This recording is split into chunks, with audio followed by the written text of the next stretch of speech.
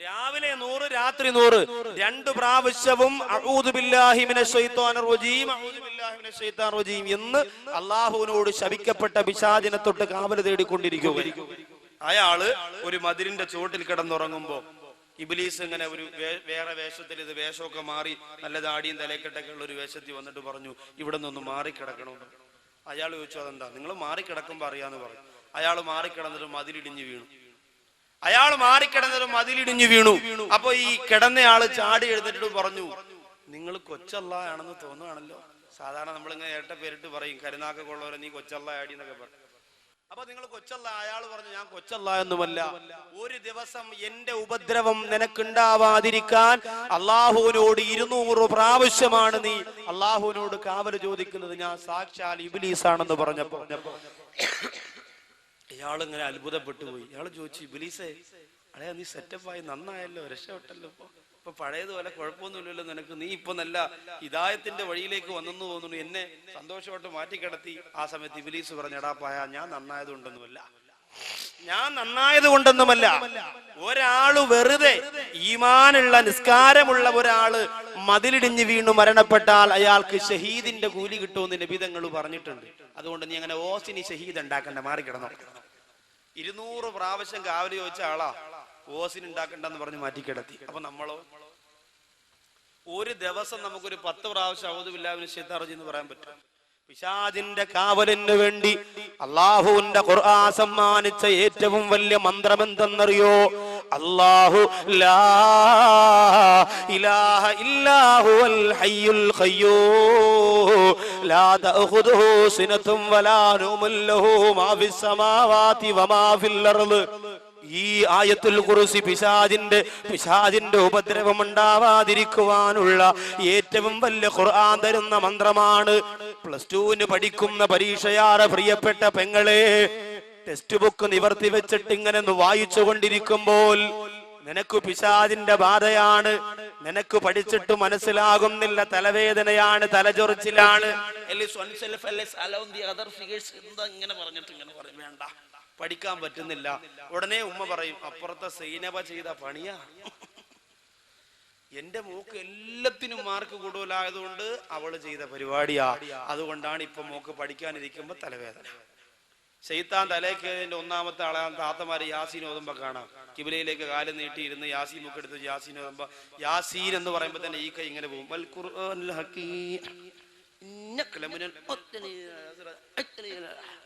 ഒരു മുബീൻ തീരുമ്പോ 10 പേര് ഷഹീദാവും. ഇതെന്ത് യാസീൻ ഓതല, ആരെ ബോധ്യപ്പെടുത്താനാ? അപ്പൊ ഇത് പിശാച് തലേ കയറിന്റെ അടയാളമാ. ഒന്നിനും ഒരു ബോധവുമില്ല. യാസീൻ ബുക്കാണ്, ഓലക്ക് തവണ കയ്യിരിക്കുന്നത്, ഒന്നും അറിയില്ല. പിന്നെന്താ? പിശാചു വരച്ച വരയിൽ മനുഷ്യ മക്കളാരെ എന്നെയും നിങ്ങളെയും നിയന്ത്രിച്ചു കൊണ്ടിരിക്കുമ്പോ രക്ഷപ്പെട്ടേ പറ്റൂ. ഒരിക്കൽ കലീമുല്ലാഹി മൂസാ നബി അലൈഹിസ്സലാത്തു വസ്സലാം പിശാചിനെ കണ്ടു.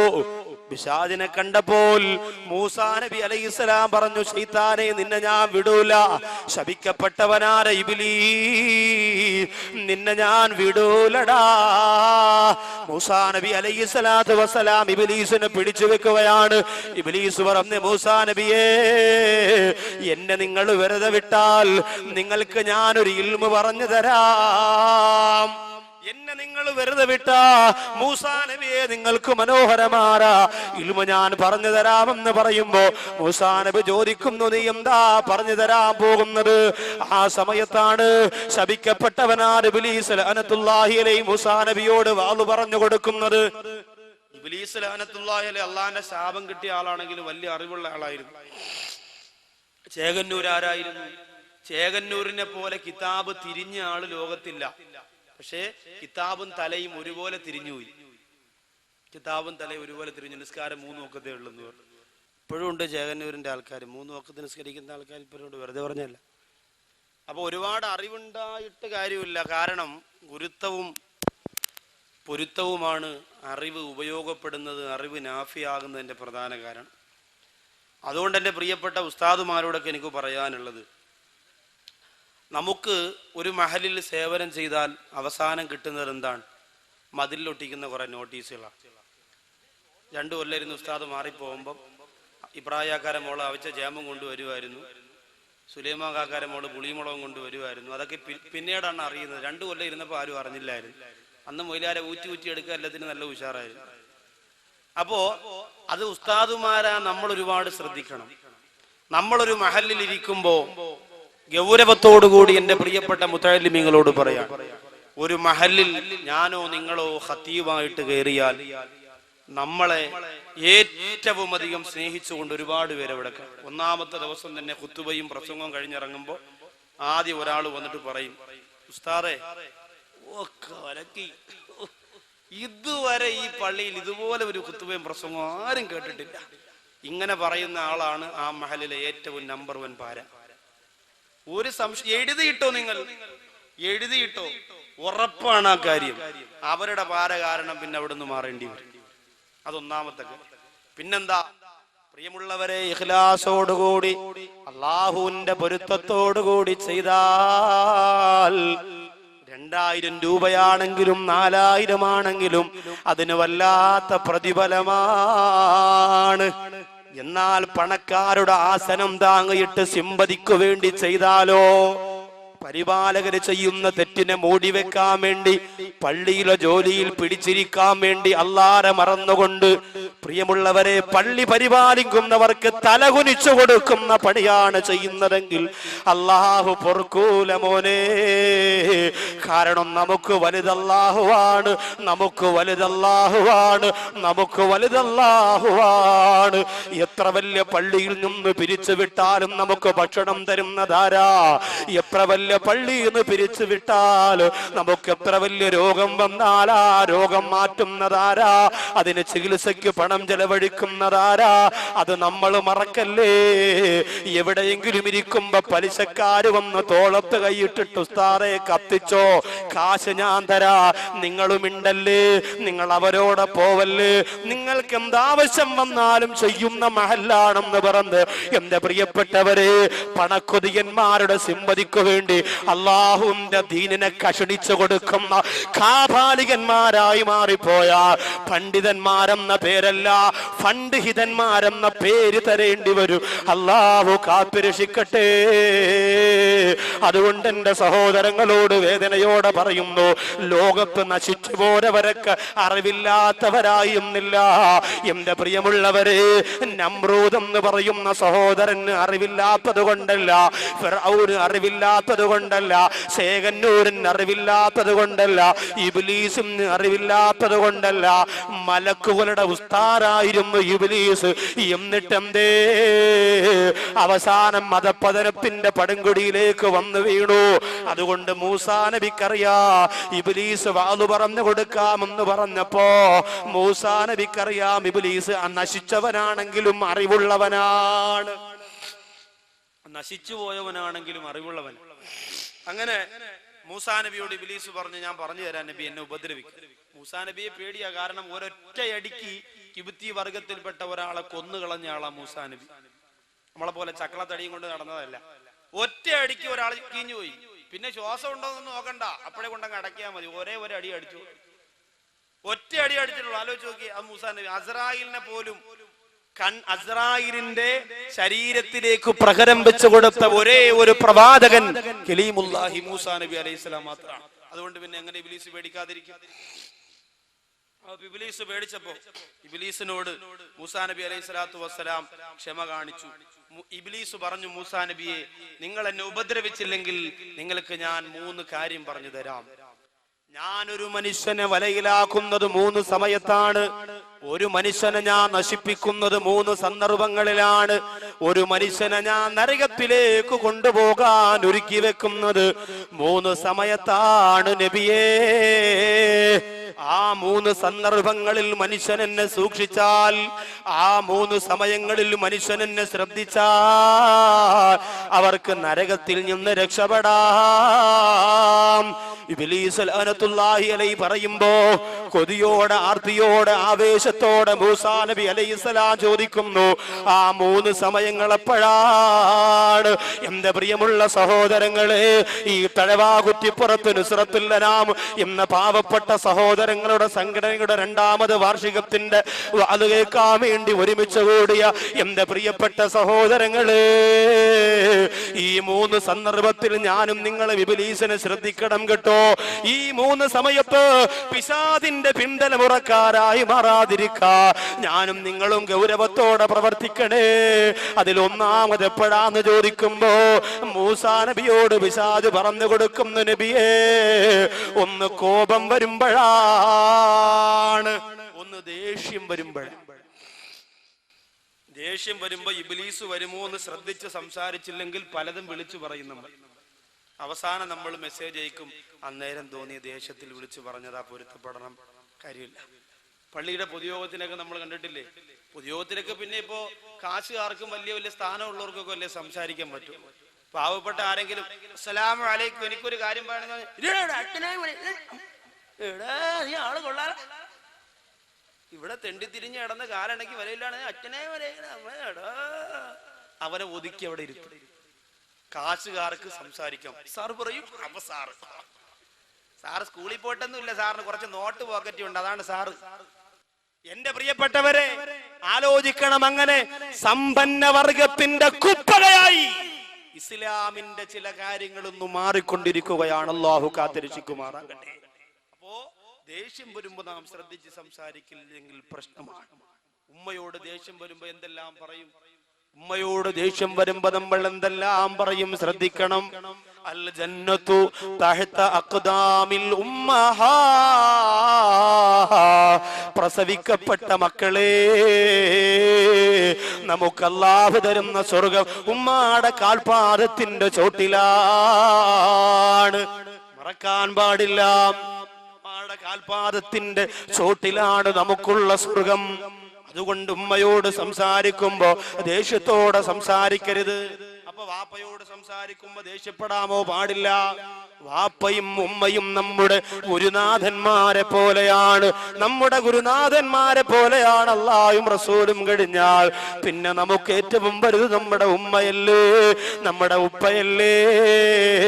ആ മാതാപിതാക്കളുടെ പൊരുത്തം നുസ്രത്തുൽ അനാമിന്റെ പ്രിയപ്പെട്ട സംഘാടകര് നേടിയെടുക്കണമെന്ന് വേദനയോടുകൂടി ഞാൻ ഓർമ്മപ്പെടുത്തുകയാണ്. കാരണം നിങ്ങൾ ഈ ചെയ്യുന്നത് നല്ലൊരു പ്രവൃത്തിയാണ്, നിങ്ങൾ ഈ ചെയ്യുന്നത് വളരെ ഒരു പുണ്യകാര്യം ാണ്. അതിന് അല്ലാഹുവിന്റെ മുന്നിൽ പ്രതിഫലം വേണം മോനെ. ആരുടെയും കയ്യടി വേണ്ടടാ, ആരുടെയും ഒത്താശ വേണ്ടടാ. ജനങ്ങൾ നിങ്ങളെ കുറ്റപ്പെടുത്തട്ടെ, പരിഹസിക്കട്ടെ, കളിയാക്കട്ടെ, ആരും നിങ്ങൾക്ക് സർട്ടിഫിക്കറ്റ് തരണ്ട. അല്ലാഹുവിന്റെ കോടതിയിൽ ചെല്ലുമ്പോ യുദില്ലുഹുമുൽ മൗലാ, അല്ലാഹു അർശിന്റെ താഴെ ഒരുമിച്ച് കൂട്ടുന്ന യുവാക്കളുടെ കൂട്ടത്തില് എന്റെ പ്രിയപ്പെട്ട കൂട്ടുകാരെ, നിങ്ങൾ ഉണ്ടാവാനുള്ള കൊതിയോടുകൂടി ഞാൻ പറയുകയാണ്. ആരുടെയും സിമ്പതിക്ക് വേണ്ടിയല്ല. അതുകൊണ്ട് ഉമ്മാടെയും ഉപ്പാടെയും പൊരുത്തം ഇതിന് നിർബന്ധമാണ്. ഈ രാത്രിയാണെങ്കിൽ ഈ രാത്രി തന്നെ നൊന്ത് പ്രസവിച്ച ഉമ്മയോട് പോയി പറയണം, ഉമ്മ, തഴവകുറ്റിപ്പുറത്ത് നുസ്രത്തുൽ അനാമിന്റെ പ്രവർത്തനം കൊണ്ട് അള്ളാന്റെ പൊരുത്തം നേടാൻ കൊതിച്ചുകൊണ്ട് ജീവിക്കുന്നവനാണ് ഞാൻ. അതുകൊണ്ട് എന്റെ പ്രിയപ്പെട്ട ഉമ്മ, നിങ്ങളുടെ പൊരുത്തക്കേട് എനിക്ക് തരല്ലേ, നിങ്ങളുടെ ഗുരുത്തക്കേട് എനിക്ക് തരല്ലേ. സംസാരിക്കുമ്പോ ദേഷ്യം വരുമ്പോ ഞാനും നിങ്ങളും ശ്രദ്ധിക്കണം. കുടുംബ ജീവിതത്തിൽ ഏറ്റവും കൂടുതൽ പാളിച്ചയുണ്ടാകുന്നത് ഭാര്യക്ക് ദേഷ്യം വരുമ്പോ, ഭർത്താവിന് ദേഷ്യം വരുമ്പോഴല്ലേ. കുടുംബ ജീവിതത്തിൽ ഏറ്റവും കൂടുതൽ പാളിച്ച വരുന്നത് എപ്പോഴാണ്? നാളെ ഇൻഷാ അല്ലാഹ് ചേനാവള്ളി, എന്ത് സ്ഥലം? ചേരാവള്ളി, കായംകുളത്ത് ചേരാവള്ളിയിൽ നാളെ കുടുംബ ജീവിതമാണ് വിഷയം. ഭാര്യയും ഭർത്താവും അവരുടെ കടമകളും മൊത്തം പറഞ്ഞു തീർക്കാനൊന്നും നേരം കിട്ടൂല. എന്നാലും 2 മണിക്കൂർ കൊണ്ട് ഭർത്താവിന്റെ കടമകളായ ഒരു 5 എണ്ണം, ഭാര്യയുടെ കടമ ഒരു 3-4 എണ്ണം ഇത് പറഞ്ഞ് ദുആ ചെയ്യും. എന്റെ പ്രിയപ്പെട്ടവരെ, കുടുംബ ജീവിതത്തിൽ പോലും പരസ്പരം സഹിക്കാനും ക്ഷമിക്കാനുമുള്ള മനസ്സില്ലാതെ പെട്ടെന്ന് വരുന്ന ദേഷ്യത്തിന്റെ പേരിലാണ് ഒരുപാട് കുടുംബ ജീവിതം തെറ്റിപ്പിരിഞ്ഞു പോകുന്നത്. ഹൈന്ദവ മതത്തിൽ നമ്മുടെ ഒരു സഹോദരൻ ഇവിടെ പ്രവർത്തിക്കുന്നുണ്ടല്ലോ, നുസ്രത്തുൽ അനാമിൽ, സുകേഷ്. ഹൈന്ദവരുണ്ടെങ്കിൽ അറിയട്ടെ, ഹൈന്ദവ മതത്തിൽ ഏറ്റവും കൂടുതൽ ദേഷ്യം കൂടിയ ഒരു ദൈവമുണ്ട്. അത് ദൈവം എന്നറിയോ? ഭയങ്കര ദേഷ്യമാണ് ദൈവത്തിന്. ശിവനാണ്. ശിവന് ഭയങ്കര ദേഷ്യമാണ്. അതുകൊണ്ട് തന്നെ ശിവന്റെ ഭാര്യയായ പാർവതി ഒരിക്കൽ ശിവനോട് പറഞ്ഞു, നിങ്ങളുടെ കൂടെ കഴിയുന്നത് ഒരു ദുർവാസം തന്നെയാണ്, നിങ്ങളുടെ കൂടെ കഴിയുന്നത് ഒരു ദുർവാസം തന്നെയാണ്. അങ്ങനെ ശിവന്റെ കോപവും ക്രോധവും എല്ലാം കൂടി വേറൊരു സൃഷ്ടിയായിട്ട് പടച്ചു. ആ സൃഷ്ടിയുടെ പേരാണ് ദുർവാസാവ്. റളിയല്ലാഹു അൻഹു പറയുന്നത് സഹാബത്തിന്റെ പേരൊന്നുമല്ല, ദുർവാസാവ് എന്ന് പറയും. ഹൈന്ദവ പുരാണങ്ങൾ പരിശോധിച്ചാൽ കാണാം ദുർവാസാവും ശകുന്തളയും തമ്മിൽ ടച്ചാണ്, കമ്പനിയാണ്. പുരാണങ്ങൾ പറയുന്ന കഥയാണ്, അല്ല അവരെ കുറ്റപ്പെടുത്തിയല്ല, അവരുടെ പുരാണത്തിന്റെ കഥയാണ്. ദുർവാസാവും ശകുന്തളയും കന്യാശ്രമത്തിൽ ശകുന്തള അങ്ങനെ ഇരിക്കുമ്പോൾ ദുർവാസാവിനൊരു തീരുമാനമുണ്ട്. ദുർവാസാവ് എവിടെ ചെന്നാലും തന്നെ കാണുന്നവരൊക്കെ എഴുന്നേറ്റ് നിൽക്കണമെന്നാണ് നിയമം. കാണുന്നവരൊക്കെ എഴുന്നേറ്റ് നിന്ന് ബഹുമാനിക്കണമെന്ന്. അങ്ങനെ ശകുന്തളയെ കാണാൻ വേണ്ടി ദുർവാസാവ് വന്നപ്പോൾ ശകുന്തള കന്യാശ്രമത്തിൽ തന്റെ കാമുകനെ കുറിച്ച് ചിന്തിച്ചു കൊണ്ടിരിക്കുകയാണ്. അങ്ങനെ ചിന്തിച്ചുകൊണ്ടിരിക്കുമ്പോൾ ദുഷ്യന്തനെ കുറിച്ചാണ് ചിന്തിച്ചുകൊണ്ടിരിക്കുന്നത്. ആ സമയത്ത് ശകുന്തളയുടെ ദുർവാസാവ് വന്നിട്ട് എഴുന്നേൽക്കാത്തത് കൊണ്ട് ശകുന്തളയുടെ തലയിലേക്ക് കൈവച്ചുകൊണ്ട് ദുർവാസാവ് പറഞ്ഞു, നീ ഇതുവരെ ആരെക്കുറിച്ചാണോ ചിന്തിച്ചുകൊണ്ടിരിക്കുന്നത്, അയാള് നിന്നെയങ്ങു മറന്നു പോകട്ടെ. ശാപം ഏറ്റു. അന്ന് മുതൽ പിന്നെ ദുഷ്യന്തൻ ശകുന്തള ദുഷ്യന്തൻ എത്ര മിസ്കോൾ അടിച്ചിട്ടും പിന്നെ തിരിച്ചു വിളിക്കുന്നില്ല. കമ്പനി അതോടുകൂടി പൊളിഞ്ഞു എന്നാ പുരാണം പറയുന്നത്. ദുഷ്യന്തന്റെയും ഈ ശകുന്തളയുടെയും ബന്ധം ദുർവാസാവിന്റെ ശാപം കൊണ്ട് പൊളിഞ്ഞു പോയതാണത്ര. അപ്പൊ ദേഷ്യം കൂടിയവരെ നമുക്ക് ആർക്കും ഇഷ്ടമല്ല. അല്ലാഹുവിന്റെ ഹബീബ് പറഞ്ഞത് എന്താണ്? ഔസിനി യാ റസൂലല്ലാഹ്, ഔസിനി യാ റസൂലല്ലാഹ്,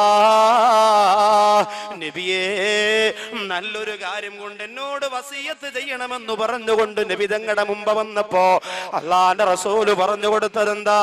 ലാ തഗ്ലബ്, ലാ തഗ്ലബ്, ലാ തഗ്ലബ്, നീ കോപിക്കല്ലേ, നീ കോപിക്കല്ലേ. 3 പ്രാവശ്യമാണ് പറഞ്ഞത്. പെട്ടെന്ന് വരുന്ന ദേഷ്യത്തെ പിടിച്ചു നിർത്തണേ. ദേഷ്യം വരുമ്പോഴാണ് പലതും പറഞ്ഞു പോകുന്നത്.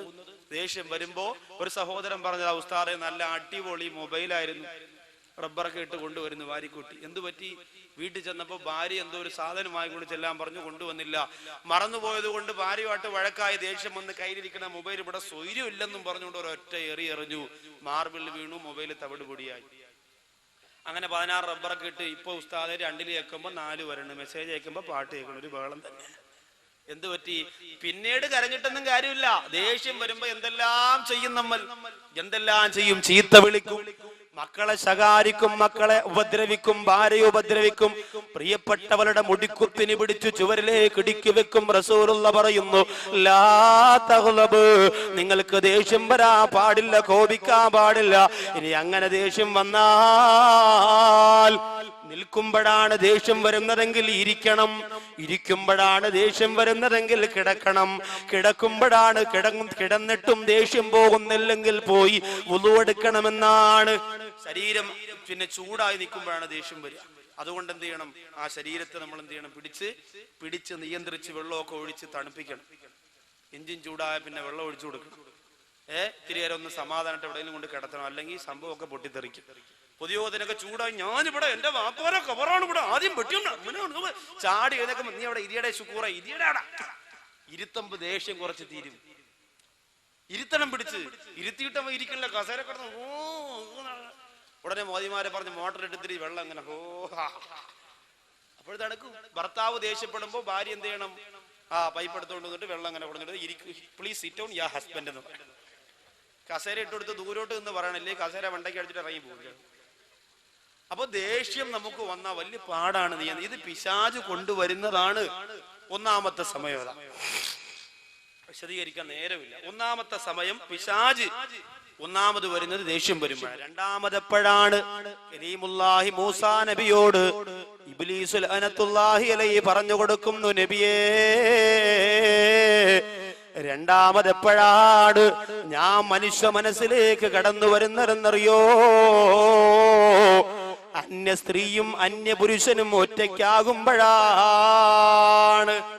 അന്യ സ്ത്രീയും അന്യ പുരുഷനും ഒറ്റയ്ക്ക് എവിടെയെങ്കിലും ഇരുന്നാൽ കസേരയിട്ട് ഞാനും പോയിരിക്കും. എന്നിട്ട് പറയും, സംസാരിയുടെ വെറുതെ കിട്ടിയ അവസരമില്ല.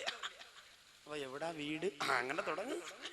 ഇബ്ലീസ് മധ്യത്തിരുന്നുകൊണ്ട് ഇവരുടെ കാര്യങ്ങൾ ഭംഗിയാക്കി കൊടുക്കും. എത്രയോ സ്ഥലത്ത് അങ്ങനെ നടക്കുന്നു. ഇന്ന് ഇബ്ലീസ് അന്യ സ്ത്രീക്കും അന്യ പുരുഷനും വേണ്ടിയിട്ട് വർക്ക് ചെയ്യുന്നത് മൊബൈലിന്റെ രൂപത്തിലാണ്.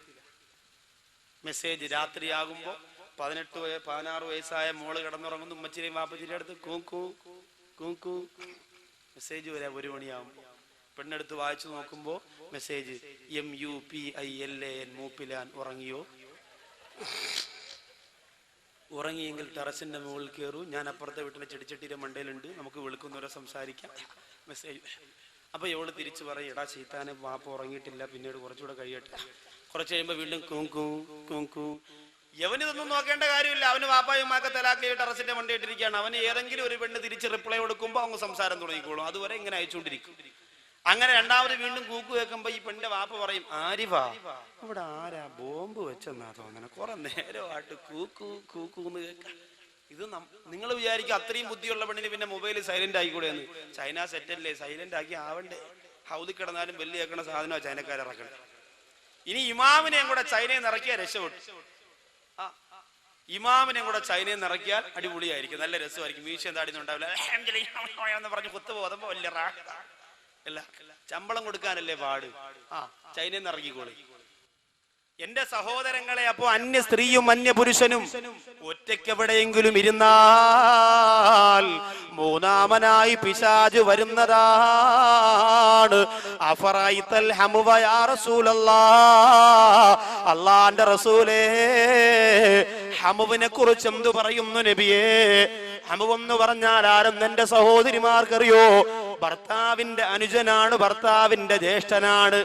എന്തു പറയുന്നു നബിയേ? അള്ളാന്റെ റസൂല് പറഞ്ഞു, അവരും അന്യരാണ്.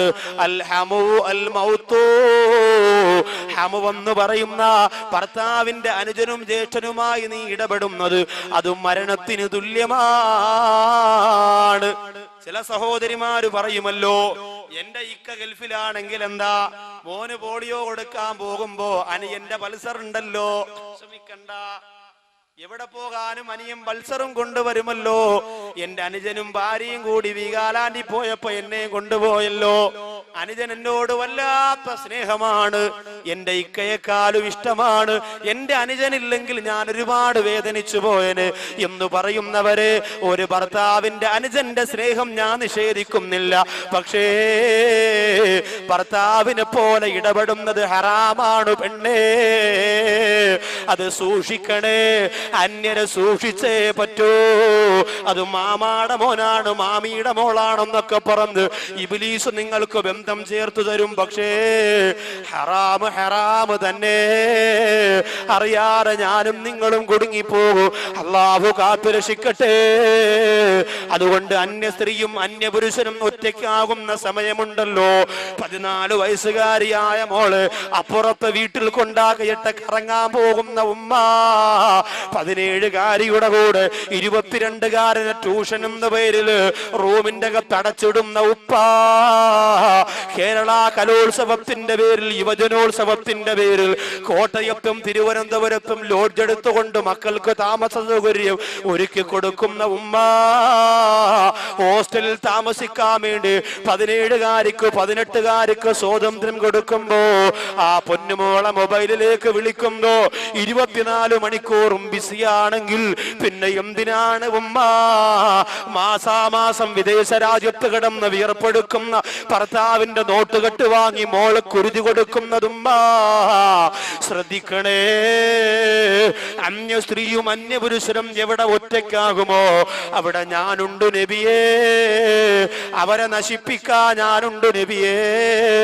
ഇതാണ് രണ്ടാമത് ഞാൻ വരുന്നതെന്ന് പറയുമ്പോ, മൂന്നാമത് എപ്പോഴാണെന്ന് ചോദിക്കുമ്പോ ഇബ്ലീസ് ലഅനത്തുല്ലാഹി അലൈഹി നബി തങ്ങളോട് പറയുന്നു, മൂസാ നബിയേ, മൂന്നാമത് എന്നെ ശ്രദ്ധിക്കാനുള്ളത് ഒരാൾ സ്വതക്ക കൊടുക്കാൻ തീരുമാനിക്കുമ്പോഴാണ്.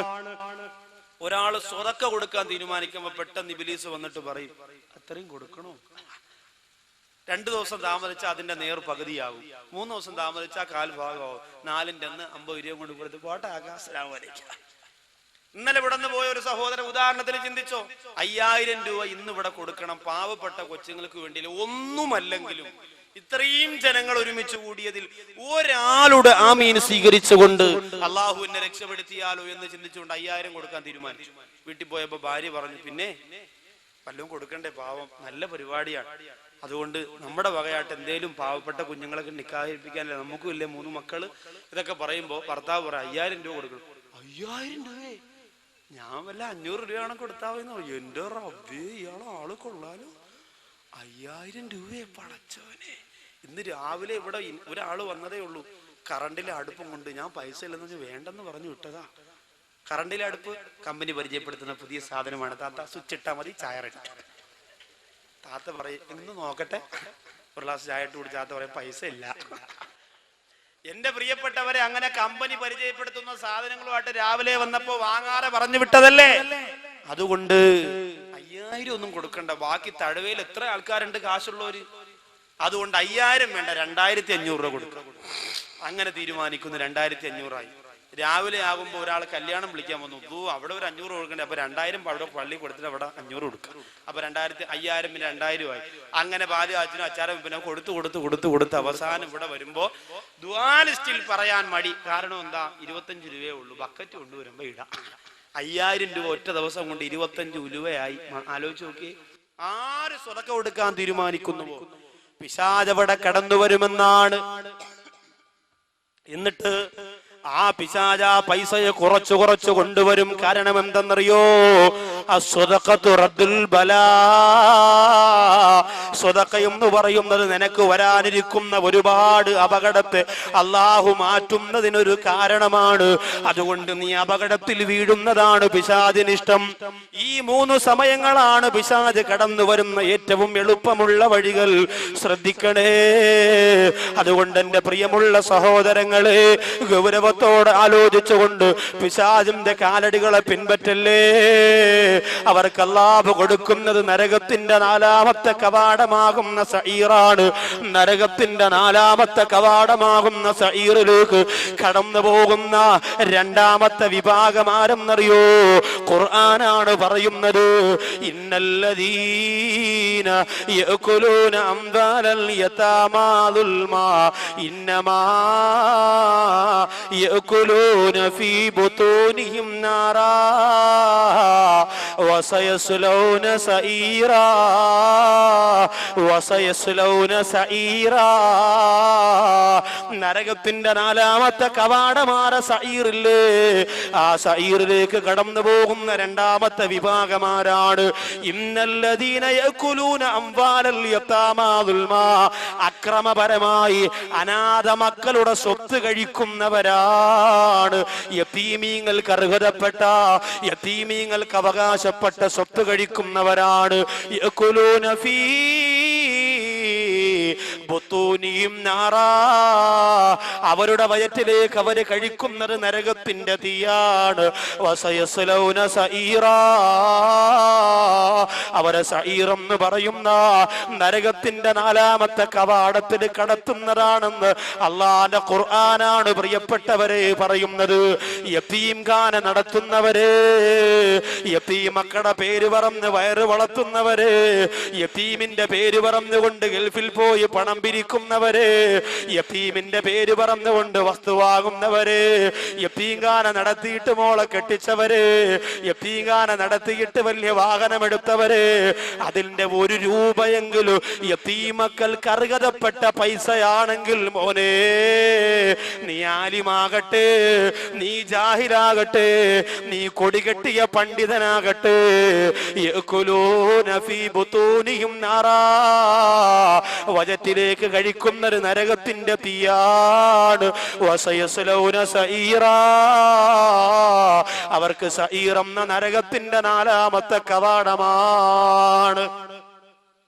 പക്ഷേ ഇഖ്ലാസോടെ യതീംഖാന നടത്തുന്നവർക്ക് വലിയ പ്രതിഫലമാണ്. 1 രൂപ പോലും ഹറാമായ രീതിയിലൂടെ അനാഥമക്കൾ കർക്കരപ്പെട്ട പണം അടിച്ചു മാറ്റാറ്, കൈയിട്ട് വാരാറ്, 1 രൂപ പോലും പാഴാക്കാറ്, തൊട്ടാൽ പൊള്ളുന്ന പണം പോലെ കാത്തു സൂക്ഷിച്ചുകൊണ്ടാണ് പ്രവർത്തിക്കുന്നതെങ്കിൽ അൽഹംദുലില്ലാഹ് അവർക്ക് വല്ലാത്ത കൂലിയാണ്. പൊതുമുതൽ എന്നും അങ്ങനെ തന്നെയാണ്. യതീമക്കളുടെ സ്വത്തൊന്നു മാത്രമല്ല, അള്ളാന്റെ പള്ളിയുടെ സ്വത്തുണ്ടല്ലോ. കാണിക്ക വഞ്ചി പൊട്ടിച്ചുകൊണ്ട് പ്രസിഡന്റും സെക്രട്ടറിയും ഇരുന്ന് വളഞ്ഞിരുന്ന് എണ്ണുകയാണ്. അതിൽ നിന്ന് 1 രൂപയുടെ നാണയത്തൊട്ടറിയാതെ എണ്ണം തെറ്റിപ്പോയി. നീ എടുത്തിട്ടില്ല, എണ്ണം തെറ്റിയത് മാത്രമാണ് ചെയ്തത് എന്നതുപോലും ഹറാമാണ് മോനെ. ഇന്ന് സംഘടനകളുടെ അവസ്ഥ എന്താണ്? ഇന്ന് അറബി കോളേജിന്റെ അനാഥ മന്ദിരങ്ങളുടെ അവസ്ഥ എന്താണ്?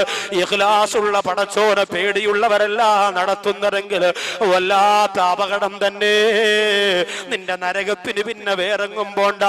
പള്ളിയുടെ ഓഫീസ് റൂമിൽ ഇരുന്നു കൊണ്ട് ജമാഅത്തിന്റെ വകയുള്ള പേനയുണ്ടല്ലോ, ആ പേന കൊണ്ട് രജിസ്റ്റർ ബുക്ക് വരയിട്ട് കൊണ്ടിരിക്കുമ്പോ നിന്റെ 9 വയസ്സുള്ള മോള് ഓടി വരുന്ന ഉപ്പാ, പ്രോഗ്രസ് കാർഡിൽ ഒപ്പിട്ടില്ല ഉപ്പാ എന്ന് പറഞ്ഞുകൊണ്ട് സ്കൂളിന്റെ പ്രോഗ്രസ് കാർഡും കൊണ്ടുവരുമ്പോ പള്ളിയുടെ ഓഫീസ് റൂമിലിരുന്ന് പൊതുമുതൽ ഉപയോഗിച്ച് വാങ്ങിയ പള്ളിയുടെ പേനയുണ്ടല്ലോ, ആ പേന കൊണ്ട് 9 വയസ്സുകാരിയാറ് പൊന്നുമോളുടെ പ്രോഗ്രസ് കാർഡിലേക്ക് നീ ഒരു വര ഇങ്ങനെ ഒപ്പായിട്ടിട്ട് കൊടുത്താ നിനക്ക് നരകം നിർബന്ധമാണ്. ഇത് കളിയല്ല മോനെ, ഇത് തമാശയല്ല.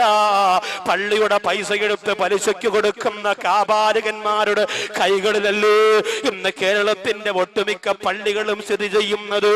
ഇമാമിങ്ങൾക്ക് വല്ലതും മിണ്ടാൻ പറ്റോ? മിണ്ടിയാലും തല പോയില്ലേ. കേരളത്തിൽ ഒരൊറ്റ പള്ളിയിലും പിന്നെ ജോലി ചെയ്യാൻ പറ്റൂല.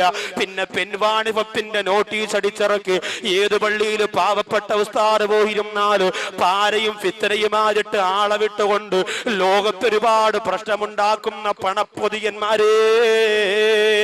ഒരു ഉസ്താദിന് ഞാൻ ചോദിക്കുകയാണ്, ഒരു ഉസ്താദിന് നല്ലതുപോലെ നെഞ്ചു വിരിച്ചിരുന്നുകൊണ്ട് പലിശക്കെതിരെ പ്രസംഗിക്കാൻ പറ്റോ? അങ്ങനെ പ്രസംഗിച്ചാൽ പലിശ ഹറാമാണ്, അവര് നരകത്തിന്റെ തീയാണെന്ന് പ്രസംഗിച്ചാൽ കുറച്ചു നേരം കഴിയുമ്പോ തന്നെ ജുമാ നിസ്കാരം കഴിഞ്ഞ ഒരാൾ എഴുന്നേറ്റ് പറയും, പൊതുയോഗം ഉണ്ടായിരിക്കും, ആരും പോവരുത്. എന്താ? പിരിച്ചുവിടാൻ ഖത്തം പോകയാ മതി. ഉസ്താദെ നല്ല സ്വരം രാഗം ഒക്കെ കൊള്ളാം, പക്ഷെ ഇവിടെ ശരിയാവില്ല പറഞ്ഞു. വ്യഭിചാരത്തിനെതിരെ പ്രസംഗിച്ചാലോ പല പ്രാവശ്യവും തലയിൽ മുണ്ടിട്ട് ഓടിപ്പോയി ചെറുപ്പക്കാരെ പിടിച്ച് കൂമ്പുളക്ക് ഇടി കൊടുത്ത ആളായിരിക്കും അവിടുത്തെ കമ്മിറ്റിയുടെ മെയിൻ ആള്. വ്യഭിചാരത്തിനെതിരെ പ്രസംഗിക്കുമ്പോ അവര് വിചാരിക്കും ഇത് ഇവര് പണി കൊടുത്ത് പറയിപ്പിക്കുന്നതാ, പൊതുയോഗം ഉണ്ടായിരിക്കും, ആരും പോകരുത്. അപ്പോഴും പണി വിചാരിക്കാൻ കിട്ടും.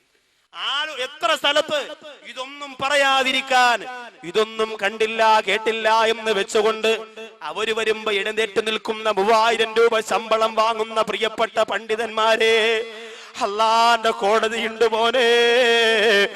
ഷാറുവാക്കവിക്ക് പേടിയുണ്ട്, ഭയമുണ്ട്. അതുകൊണ്ടാണ് പറയുന്നത്, വിവരമില്ലാത്തവർക്ക് കൊടുക്കുന്ന ശിക്ഷയുടെ 7 ഇരട്ടിയാണ് വിവരമുള്ളവർ തെറ്റ് ചെയ്താൽ അല്ലാഹു കൊടുക്കുന്നത്. പ്രവാചകന്മാരില്ലാത്തവർക്ക് കൊടുക്കുന്ന ശിക്ഷയുടെ 7 ഇരട്ടിയാണ് തെറ്റ് ചെയ്യുന്ന പ്രവാചകന്മാർക്ക് അല്ലാഹു കൊടുക്കുന്നത്. തലവ ഉസ്താദിന്റെ മഖാമിന് മുന്നിൽ നിന്ന് യാസീനോദി ഞാനും എന്റെ സുഹൃത്തുക്കളും ദുആ ചെയ്തത്, അല്ലാഹുവേ ഒരിക്കലും ഇല്ലാത്ത ഒരു വാക്കുപോലും എന്റെ നാവിൽ നിന്ന് കൊണ്ടുവരുതെന്നാണ്. എന്റെ ശബ്ദം ശ്രവിക്കുന്നവര്, നിങ്ങൾ ആരെയും അടച്ചേഷിപ്പിക്കാനല്ല, നിങ്ങളെ പുറം കാലുകൊണ്ട് വലിച്ചെറിഞ്ഞുകൊണ്ട് പറയുന്നതല്ല, അഹങ്കാരത്തിന്റെ ശബ്ദമാണെന്ന് നിങ്ങൾ ആരും കരുതല്ലേ. അള്ളാന്റെ കോടതി മറക്കല്ലേ.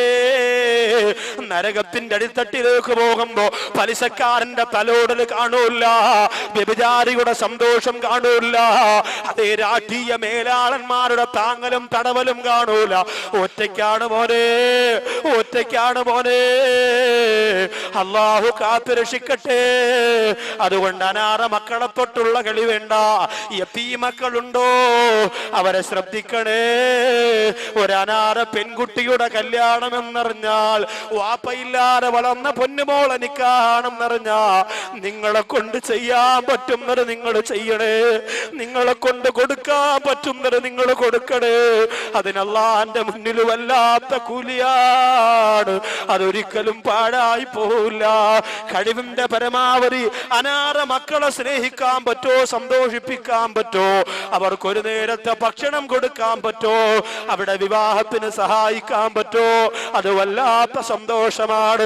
എന്റെ ശബ്ദം ശ്രവിക്കുന്ന എത്രയോ വാപ്പയില്ലാത്ത മക്കള് ഇപ്പൊ ആ കസേരയിൽ ഇരുന്നു കൊണ്ട് കരയുന്നുണ്ടാവും. ശരിയാണ് ഉസ്താദേ, വാപ്പ മരിക്കുമ്പോഴാണ് വാപ്പാടെ വിലയെറിയുന്നത്. ഏറ്റവും വലിയ യതീമായി ദുനിയാവിൽ ജീവിച്ച ലോകത്തിന്റെ നായകൻ നബി മുഹമ്മദ് മുസ്തഫ സല്ലല്ലാഹു അലൈഹി വസല്ലമ തങ്ങള് അതുകൊണ്ടല്ലേ റസൂലുള്ളാഹിയുടെ വഫാത്തിന് തൊട്ട് മുമ്പ് തിരുനബിയുടെ വസിയത്തും വഫാത്തും എന്ന് പറയുന്ന മദീനത്തിൽ നിന്ന് മടങ്ങി വന്നിട്ട് ഞാൻ പ്രഭാഷണം നടത്തിയ ആദ്യത്തെ പ്രഭാഷണത്തിന്റെ കാസറ്റ് ഇവിടെ എന്റെ സഹോദരങ്ങൾ കൊണ്ടുവന്നിട്ടുണ്ട്. അതിനകത്ത് റസൂലുള്ള ചെയ്യുന്ന ഒരുപാട് വസിയത്തുകളുണ്ട്. ആ വസിയത്തിൽ ഒന്നെന്താ, അനവക്കാഫിലുൽ യതീമി ഹാകദാ ഫിൽ ജന്ന. അനാഥ മക്കളെ സംരക്ഷിക്കുന്നവരും ഞാനും ഈ രണ്ടു വിരലുപോലെ ചേർന്നിരിക്കും സ്വർഗത്തിലെന്ന് അള്ളാന്റെ റസൂല് പറഞ്ഞത് അനാഥ മക്കൾ അത്രത്തോളം പൊട്ടിക്കരയുന്നത് കൊണ്ടാണ്, അനാഥ മക്കൾ അത്രത്തോളം കഷ്ടപ്പെടുന്നത് കൊണ്ടാണ്. വേദനിപ്പിക്കല്ലേ.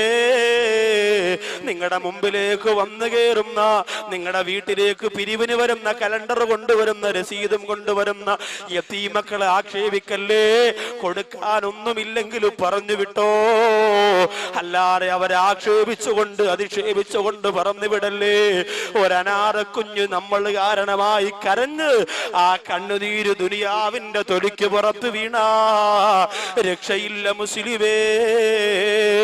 അനാഥരാകുമ്പോഴാണ് അതിന്റെ സങ്കടം നിങ്ങൾക്കറിയുന്നത്. നിങ്ങൾ സങ്കല്പിച്ചു നോക്കിയേ, നിങ്ങളുടെ പ്രിയപ്പെട്ട മക്കള് നിങ്ങളില്ലാതെ ജീവിക്കുന്ന രംഗത്തെ കുറിച്ച് നിങ്ങൾ ചിന്തിച്ചു നോക്കിയേ. നിന്റെ മടിത്തട്ടിലിരിക്കുന്ന 4 വയസ്സുകാർ, നിന്റെ മടിത്തട്ടിലിരിക്കുന്ന 3 വയസ്സുകാര്, നിന്റെ സഹാരമില്ലാതെ ജീവിക്കാൻ പറ്റാത്ത 10 വയസ്സുകാര്, നീ പെട്ടെന്നങ്ങ് മരിച്ചുപോയാ പെരുന്നാളിന്റെ ഒരു ഷർട്ട് വാങ്ങി കൊടുക്കാൻ ആരാ ഉള്ളത്? പെരുന്നാളിന്റെ ഒരു നേരത്തെ ബിരിയാണി കൊടുക്കാൻ ആരാ ഉള്ളത്? എന്റെ വാപ്പച്ചിയുണ്ടായിരുന്നെങ്കിലെന്ന് പറഞ്ഞ് വീട്ടിന്റെ അകത്തിരുന്ന് പൊട്ടിക്കരയുന്ന രംഗം അല്ലാഹു നമ്മുടെ മക്കൾക്ക് കൊടുക്കാതിരിക്കട്ടെ. എന്റെ പ്രിയപ്പെട്ടവരെ, ഞാനും ഒരു പിതാവാണ്, 3 മക്കളുടെ ഉപ്പയാണ് ഞാൻ. എന്റെ പ്രിയപ്പെട്ട മക്കൾക്ക് ഞാനില്ലെങ്കിൽ എന്നെ ഇങ്ങനെ ജീവിക്കുമെന്നുള്ള ചിന്ത ഓരോ ദിവസവും ഞാൻ ചിന്തിക്കാറുണ്ട്. പ്രിയപ്പെട്ടവര്, എല്ലാ സരസിലും കഴിഞ്ഞ് പ്രഭാഷണം കഴിഞ്ഞ് ദുആ ചെയ്ത് പിരിഞ്ഞു പോകുമ്പോ വല്ലാഹി ആണയിട്ടുകൊണ്ട് ഞാൻ പറയുകയാണ്, എന്റെ മനസ്സിൽ മരണത്തിന്റെ ചിന്ത എപ്പോഴും വരാറുണ്ട്. അത് നല്ലതാണ് പ്രിയപ്പെട്ടവരെ, നിങ്ങളുടെ മനസ്സിലും ഉണ്ടാവണം. പാതിരാ സമയത്ത് ഇംഗ്ലീഷ് ഫിലിം കണ്ട് മൃഗങ്ങളെ പോലെ മലർന്നു കിടന്നിറങ്ങിയാ പോര മോനെ. കയ്യിൽ കിട്ടുന്ന പണം കൊണ്ട് കള്ളു കുടിക്കാനും പെണ്ണ് പിടിക്കാനും സമയം ചെലവഴിച്ചാ പോര മോനെ. ചൂട് മാറുന്നതിന് മുമ്പ് റിലീസാകുന്ന പടം കാണാൻ പോയി ആ തിയേറ്ററിന്റെ മുമ്പ് പോയി മുദ്രാവാക്യം മുഴക്കുന്നത് ആണത്വമാണെന്ന് കരുതുന്ന മടയന്മാരെ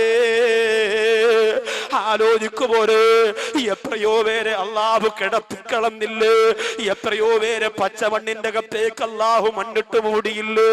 എന്നിട്ട് തഴവയുടെ കുറ്റിപ്പുറത്ത് ഈ വാല് കേൾക്കാൻ വരാ ഇത്രത്തോളം യുവാക്കൾക്ക് അല്ലാഹു ആഫിയത്ത് തന്നില്ലേ. 1 കോടി പ്രാവശ്യം അൽഹംദുലില്ലാ പറഞ്ഞാൽ മതിയാവൂല മോനെ. അതുകൊണ്ട് എന്നും ആ മരണത്തെ കുറിച്ചുള്ള ചിന്ത നിന്റെ മനസ്സിലുണ്ടാവട്ടെ. തീർന്നില്ല എന്റെ സഹോദരങ്ങളെ, നമ്മുടെ മക്കള് നമ്മളില്ലെങ്കിൽ എങ്ങനെ ജീവിക്കുന്നതെന്ന് ചിന്തിക്കുമ്പോ, ഉപ്പാന്ന് വിളിക്കുമ്പോ, ഉമ്മാന്ന് വിളിക്കുമ്പോ, രാത്രി നമ്മൾ ചെല്ലുന്നത് വരെ മിഠായിക്ക് വേണ്ടി കാത്തിരിക്കുന്ന മക്കളെ കുറിച്ച് ചിന്തിച്ചു നോക്കുക. എത്രയോ പേര് വിദേശ രാജ്യത്ത് വെച്ച് മരണപ്പെടുന്നു. വാപ്പച്ച് കൊണ്ടുവരുന്ന കളിപ്പാട്ടം വാങ്ങാൻ കാത്തിരുന്നിട്ട് പ്രിയപ്പെട്ട ഉപ്പാന്റെ വയ്യത്ത് കൊണ്ടുവന്ന് മുമ്പ് വെക്കുന്നില്ലേ. അല്ലാഹു കാത്തുരക്ഷിക്കട്ടെ. അങ്ങനെ ജീവിച്ചു കൊണ്ടിരിക്കുന്ന ഈ മക്കൾക്ക് അർഹതപ്പെടാത്ത സ്വത്ത് നമ്മൾ കഴിക്കല്ലേ. അബ്ദുല്ലാഹി ഇബ്നു മുബാറക് റളിയല്ലാഹു അൻഹുവിന്റെ നിങ്ങളൊരു പക്ഷേ കേട്ട ചരിത്രമാണെങ്കിൽ സന്ദർഭോചിതമായിട്ട് ഞാൻ പറയുകയാണ്. നമ്മുടെ മനസ്സിൽ അനാഥ മക്കളെ സഹായിക്കാ ഒരു കനിവ് വന്നാൽ, ഒരലിവ് വന്നാൽ അൽഹംദുലില്ലാഹ് നമ്മൾ വിജയിച്ചില്ലേ. അബ്ദുല്ലാഹി ഇബ്നു മുബാറക് റളിയല്ലാഹു അൻഹു അല്ലാഹുവിന്റെ പരിശുദ്ധ ഹറം ശരീഫിൽ ഹജ്ജിന് പോയി.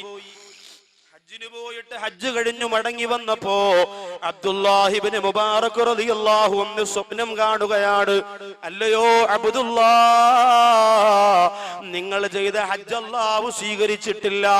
നിങ്ങൾ ചെയ്ത ഹജ്ജ് എന്നല്ല, നിങ്ങളുടെ കൂടെ ചെയ്ത ആരുടെയും ഹജ്ജ് അല്ലാഹു സ്വീകരിച്ചിട്ടില്ല.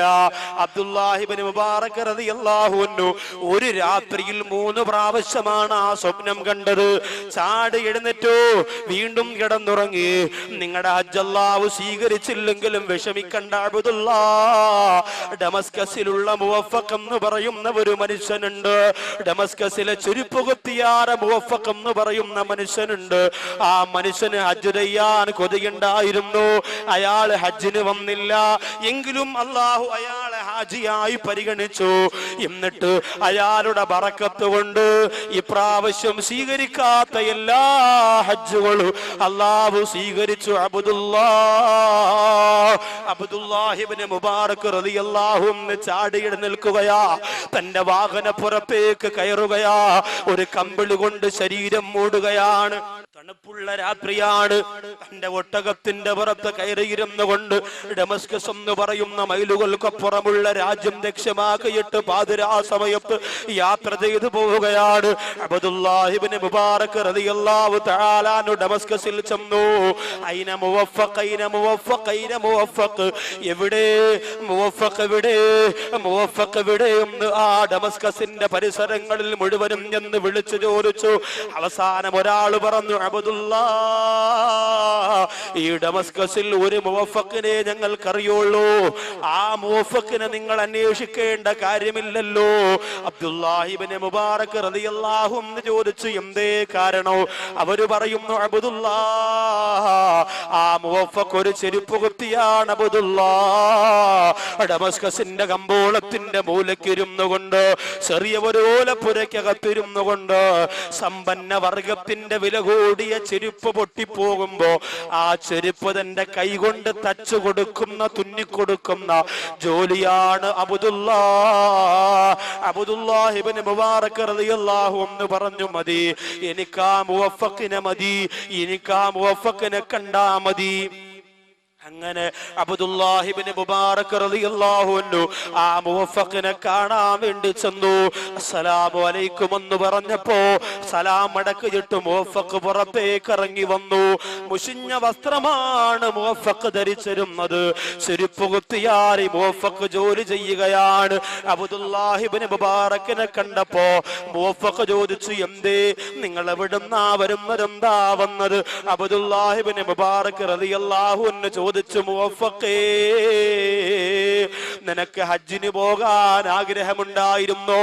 മക്കയും മദീനയും കാണാൻ നിനക്ക് കൊതിയുണ്ടായിരുന്നോ? ആ സമയത്ത് മുവഫഖ് അങ്ങോട്ട് കരയാൻ തുടങ്ങി. അബ്ദുല്ലാഹ്, എന്നെ മക്കയുടെയും മദീനയുടെയും കാര്യം വീണ്ടും നിങ്ങൾ ഓർമ്മിപ്പിക്കല്ലേ, എന്തേ കാരണമെന്ന് ചോദിക്കുമ്പോ മുവഫഖ് പറയുന്നു, അബ്ദുല്ലാഹ്, ഒരു ദിവസം ഞാൻ ചെരുപ്പ് കുത്തുമ്പോ കിട്ടുന്ന നാണയത്തൊട്ടുണ്ടല്ലോ, ആ നാണയത്തൊട്ടെന്റെ വീടിന്റെ ചിലവിന് പോലും തികയാറില്ല. പിന്നെ എങ്ങനാണ് എന്റെ ഹബീബിന്റെ റൗള കാണാൻ ഞാൻ പോകുന്നത്? എന്റെ ഈ തഴവാ കുറ്റിപ്പുറത്ത് വന്ന പ്രിയപ്പെട്ട സഹോദരങ്ങളെ, ലക്ഷക്കണക്കിന് രൂപ ഹണിമൂൺ ട്രിപ്പിന് വേണ്ടി ചെലവഴിക്കുന്നവരെ, വീഗാലാൻഡും ഗോവയും ഊട്ടിയും കൊടൈക്കനാലും എല്ലാം കറങ്ങി വരുമ്പോ ലക്ഷക്കണക്കിന് രൂപ ദൂർത്തടിക്കുന്ന സഹോദരങ്ങളെ, റസൂലുള്ളാഹിയുടെ മദീന കാണണ്ട, കാണണ്ടേ, മസ്ജിദ് നബവിയിൽ പോകണ്ടേ, പൊന്നാര നബി തങ്ങളുടെ റൗളാ ശരീഫിന്റെ അകത്തേക്ക് നോക്കിയിട്ട് അസ്സലാമു അലൈക യാ റസൂലല്ലാഹ് എന്ന് പറയണ്ടേ മുസ്ലിമേ? ഇതാ ചെരുപ്പ് കുത്തിയാറ പാവപ്പെട്ടവനാട് മുവഫഖ് പറയുന്നു, അബ്ദുല്ലാ എനിക്കങ്ങനെ ആഗ്രഹിക്കാനല്ലേ പറ്റുള്ളൂ, എന്റെ കയ്യിൽ പണമില്ലല്ലോ, എന്നാലും ഞാൻ തോറ്റു കൊടുക്കാൻ തീരുമാനിച്ചില്ല. ഓരോരുത്തരും വന്ന് മദീനത്ത് പോകുന്ന കാര്യം പറയുമ്പോ എനിക്ക് കരച്ചിലാണ്. അവരോടൊക്കെ ദുആ ചെയ്യാ പറഞ്ഞു വിടലാണ് എന്റെ പതിവ്. പക്ഷേ അബ്ദുല്ലാ അങ്ങനെ ഓരോ ദിവസവും എനിക്ക് കിട്ടുന്ന നാണയത്തൊട്ട് ഒരു ചെറിയ ടിന്നിനകത്ത് ഞാൻ ഇട്ട് ശേഖരിച്ചു വെച്ചു. അബ്ദുല്ലാ ആ ടിന്നിന്റെ പുറത്ത് അസ്സലാത്തു വസ്സലാമു അലൈക യാ റസൂലല്ലാഹ് എന്ന് എഴുതി വെച്ചു. അബ്ദുല്ലാ പൈസ ഇട്ട് കൂട്ടി വെച്ചുകൊണ്ട് മോളെ കെട്ടിക്കാൻ പരിശ്രമിക്കുന്നവർ ആലോചിക്കണേ, പൈസ ഇട്ട് കൂട്ടി വെച്ചുകൊണ്ട് വാഹനമെടുക്കുന്നവർ ചിന്തിക്കണേ. അതുപോലെ ഒരു ആഗ്രഹമാണ് പൈസ ഇട്ട് കൂട്ടി വെച്ചുകൊണ്ട് റസൂലുള്ളാഹിയുടെ റൗള കാണാ. മുവഫഖ് എന്ന് പറയുന്ന ഈ സാധുവാര സഹോദരൻ ചെയ്തുകൊണ്ടിരിക്കുന്നത്. അബ്ദുല്ലാഹ് ഇബ്നു മുബാറക് റളിയല്ലാഹു അൻഹുവിനോട് പറയുന്നു, അബ്ദുല്ലാ അങ്ങനെ ഒരു ദിവസം 3 നാണയത്തൊട്ട് കിട്ടിയാൽ 2 നാണയത്തൊട്ട് ഞാൻ കൊണ്ടുവന്ന് ഈ പെട്ടിയിലേക്ക് ഇടുകയാണ്. എന്നിട്ട് ഒന്ന് മാത്രം എന്റെ പ്രിയപ്പെട്ട ഭാര്യന്റെ അടുത്ത് ഞാൻ കൊണ്ടുപോയി കൊടുക്കുകയാണ്. പല ദിവസവും ഞാൻ പട്ടിണി കിടന്നിട്ടുണ്ട്, എനിക്ക് ഭക്ഷണം വാങ്ങാനുള്ള പൈസയാണ് മക്കത്ത് പോകാനും മദീനത്ത് പോകാനും ഞാൻ മാറ്റിവെച്ചത്. അങ്ങനെ പൈസയല്ല തികഞ്ഞു എന്ന് ബോധ്യമായ ദിവസം ഞാൻ ആ പെട്ടി പൊട്ടിച്ചു. അബ്ദുല്ലാ എന്നിട്ട് അതിന്റെ അകത്തിരിക്കുന്ന നാണയത്തൊട്ടുകൾ ഞാൻ എണ്ണി നോക്കി. അബ്ദുല്ലാ എനിക്ക് സന്തോഷമായി, എന്റെ ഹബീബിനെ കാണാ, എന്റെ മക്കത്ത് പോകാ പണമായല്ലോ എന്ന് പറഞ്ഞ് ഞാൻ സന്തോഷിച്ചു. അപ്പോഴാണ് എന്നോട് എന്റെ പ്രിയപ്പെട്ട ഭാര്യ പറഞ്ഞതിക്കാ, എനിക്ക് നിങ്ങളോടൊരു ആവശ്യം പറയാനുണ്ട്. ഞാൻ ഗർഭവതിയാണല്ലോ, ഗർഭവതിയായ ഭാര്യയുടെ ആഗ്രഹം നടത്തി കൊടുക്കൽ ഒരു ഭർത്താവിന്റെ കടമയാണ്. എന്ത് ഭക്ഷണം ചോദിച്ചാലും കൊണ്ടു കൊടുക്കണ്ടേ? തഴവയുടെ പരിസരത്തുള്ള ഭാര്യമാര് ഗർഭവതികളാകുമ്പോ നിങ്ങൾ എന്ത് ചോദിച്ചാലും കൊണ്ടുതരാ. നിന്റെ ഭർത്താക്കന്മാർക്ക് കഴിവുണ്ടെങ്കിൽ മുവഫഖിന്റെ ഭാര്യക്ക് അത് ചോദിക്കാൻ പറ്റോ? ഭർത്താവിന് കഴിവില്ലല്ലോ, പണമില്ലല്ലോ, സ്വത്തില്ലല്ലോ. മുവഫഖിനോട് വന്നു പറയാണ് കരഞ്ഞുകൊണ്ട്. മുവഫഖിന്റെ ഭാര്യ പറയുന്നു, എനിക്കൊരൽപ്പം ഇറച്ചിച്ചാറ് കഴിച്ചാ കൊള്ളാമെന്നുണ്ട്. ആലോചിക്കണേ എന്റെ തഴവ കുറ്റിപ്പുറത്തുള്ള പെങ്ങളെ, 2 മാസം നീ ഗർഭവതിയാണെന്ന് ഭർത്താവ് പറയുമ്പോ ആപ്പിള് വേണോ, ഓറഞ്ച് വേണോ, പേരയ്ക്ക വേണോ, നീ ആവശ്യപ്പെടുന്നതല്ല നിന്റെ മുന്നിലേക്ക് ഈ ഭർത്താക്കന്മാര് കൊണ്ടുതരൂലേ? മുവഫഖിന്റെ ഭാര്യ പറയുന്നു, ഇറച്ചിയുടെ ഒരൽപ്പം ചാറ് എനിക്ക് കഴിക്കാൻ കൊതി വരുന്നുണ്ട്. അബ്ദുല്ലാഹ് ഇബ്നു മുബാറക് റളിയല്ലാഹു അൻഹു പറഞ്ഞു, പെണ്ണേ എന്റെ കയ്യില് കാശില്ലല്ലോ, ഇതിൽ നിന്ന് 1 രൂപ പോലും എടുക്കാൻ പറ്റൂല. ഇതെന്റെ റസൂലുള്ളാഹ് കാണാനാണ്, ഇതെനിക്ക് മക്കത്ത് പോകാനാണ്, അതുകൊണ്ട് ഇത് ഞാൻ എടുക്കൂലെന്ന് പറഞ്ഞപ്പോ മുവഫഖിന്റെ ഭാര്യ പറയുന്നു, നിങ്ങൾ ആ കാശെടുക്കണ്ട, അതെടുത്തുകൊണ്ട് വേണമെന്നൊരാഗ്രഹവും ഞാൻ പറയൂല. മറിച്ച് എനിക്കിപ്പോൾ ഇങ്ങനെ ഒരു കൊതി തോന്നിയത് തന്നെ അപ്പുറത്തെ വീടുണ്ടല്ലോ, ആ വീടിന്റെ അകത്ത് ഇറച്ചിക്കറി തയ്യാറാക്കുന്നല്ലോ, അതിന്റെ രുചി ഇങ്ങനെ അന്തരീക്ഷത്തിലൂടെ എന്റെ മൂക്കിലേക്ക് എത്തിയപ്പോ അറിയാതെ കൊതിച്ചു പോയതാണ്. അതല്ലാതെ ഞാനൊരു ആഗ്രഹം പറഞ്ഞതല്ല. അവിടെ നിന്ന് ഇറച്ചിച്ചാറിന്റെ ഇറച്ചിയുടെ ഗന്ധം ഇങ്ങനെ വന്നപ്പോൾ എന്റെ മനസ്സിലൊരു കൊതി തോന്നിയതാണ്. അതുകൊണ്ട് ഇതാ ഒരു ചെറിയ പാത്രം ഞാൻ തരാ, നിങ്ങൾ പോയിട്ട് അവിടുത്തെ ഇത്തയോട് എന്റെ ഭാര്യ ഗർഭവതിയാണ്, ആ ഗർഭവതിക്കൊരൽപ്പം ഇറച്ചിച്ചാറ് തരണമെന്ന് പറഞ്ഞാൽ തരുമെന്ന് പറഞ്ഞപ്പോ സന്തോഷത്തോടെ കണ്ണുനീര് തുടച്ച് മുവഫഖ് ഇറങ്ങി ഓടുകയാണ്. റസൂലുള്ളാഹിയുടെ പൈസ എടുക്കേണ്ടി വന്നില്ലല്ലോ, മക്കത്ത് പോകാനുള്ള കാശെടുക്കേണ്ടി വന്നില്ലല്ലോ. അങ്ങനെ മുവഫഖ പാത്രവും കൊണ്ട് അയൽ വീട്ടിലേക്ക് ചെല്ലുമ്പോ അയൽ വീട്ടിലെ സഹോദരി പറയുന്നു, മുവഫഖേ, ഈ ഇറച്ചി നിങ്ങൾ കഴിക്കണ്ട, പ്രത്യേകിച്ച് ഗർഭവതിയായ നിങ്ങളുടെ ഭാര്യ ഇത് കഴിക്കാൻ പാടില്ല. മുവഫഖ് ചോദിച്ച്, എന്തേ സഹോദരി നിങ്ങൾ അങ്ങനെ പറയുന്നു? ഒരു അത്യാവശ്യ ഘട്ടം വരുമ്പോഴല്ലേ സഹായിക്കാനുള്ളത്. ആ സമയത്താണ് മുവഫഖിനോട് ആ പെണ്ണ് പറയുന്നത്, മുവഫഖേ, എന്റെ ഭർത്താവ് മരിച്ചുപോയത് നിങ്ങൾക്കറിയുമല്ലോ. എന്റെ ഭർത്താവ് മരിക്കുമ്പോ 2 മക്കളെ എനിക്ക് തന്നിട്ടാണ് പോയത്. വാപ്പയില്ലാതെ ആ മക്കള് കരയാത്ത ദിവസമില്ല, വാപ്പയില്ലാതെ ആ മക്കള് സങ്കടപ്പെടാത്ത ദിവസമില്ല. വാപ്പയുണ്ടായിരുന്നെങ്കിൽ അവർക്കെല്ലാം കഴിക്കാമായിരുന്നു. വാപ്പ മരിച്ചത് കൊണ്ട് വാപ്പ തന്നിട്ട് പോടെ സ്വത്ത് മുഴുവനും തീർന്നു പോയി. ഇന്നവര് പട്ടിണിയാണ്. മുവഫഖേ, ഞാൻ എവിടെ വന്ന് കൈനീട്ടാനാണ്? എന്റെ അടുത്ത് താമസിക്കുന്ന മുവഫഖേ, നിങ്ങൾ എന്നെക്കാളും പാവപ്പെട്ടവനല്ലേ? അതുകൊണ്ട് നിങ്ങളോട് എങ്ങനെയാണ് ഞാൻ സമ്പത്ത് ചോദിക്കുന്നത്? അതുകൊണ്ടാണ് മുവഫഖേ നിങ്ങളുടെ വീട്ടിലേക്ക് ഞാൻ വരാത്തത്.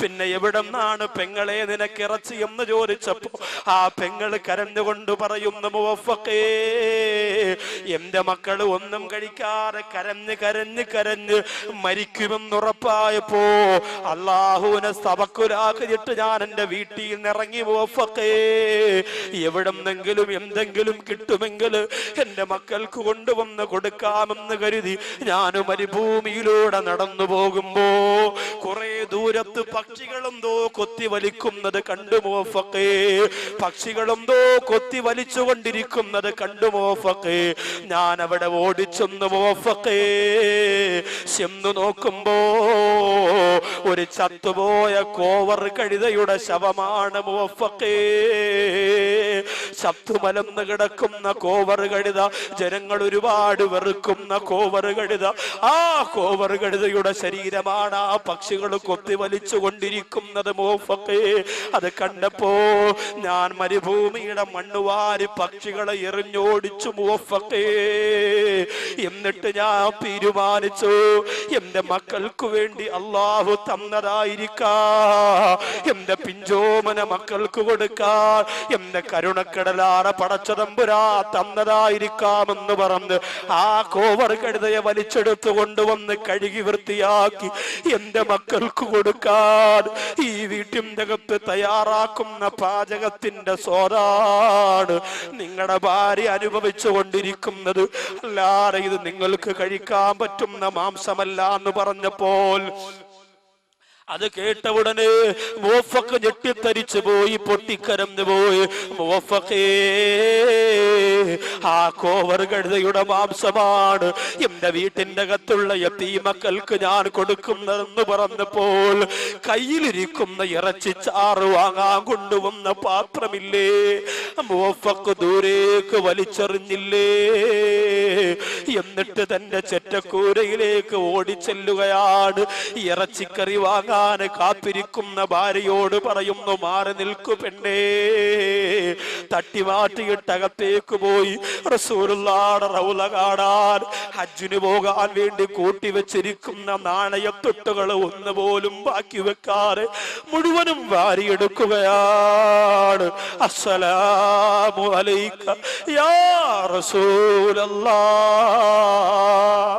നബിയേ, എനിക്ക് മദീനത്ത് വരണമെന്ന് ആഗ്രഹമുണ്ടെങ്കിലും അതിനെനിക്ക് കഴിയൂല നബിയേ, എനിക്ക് ഹജ്ജ് ചെയ്യാൻ കഴിയൂല നബിയേ.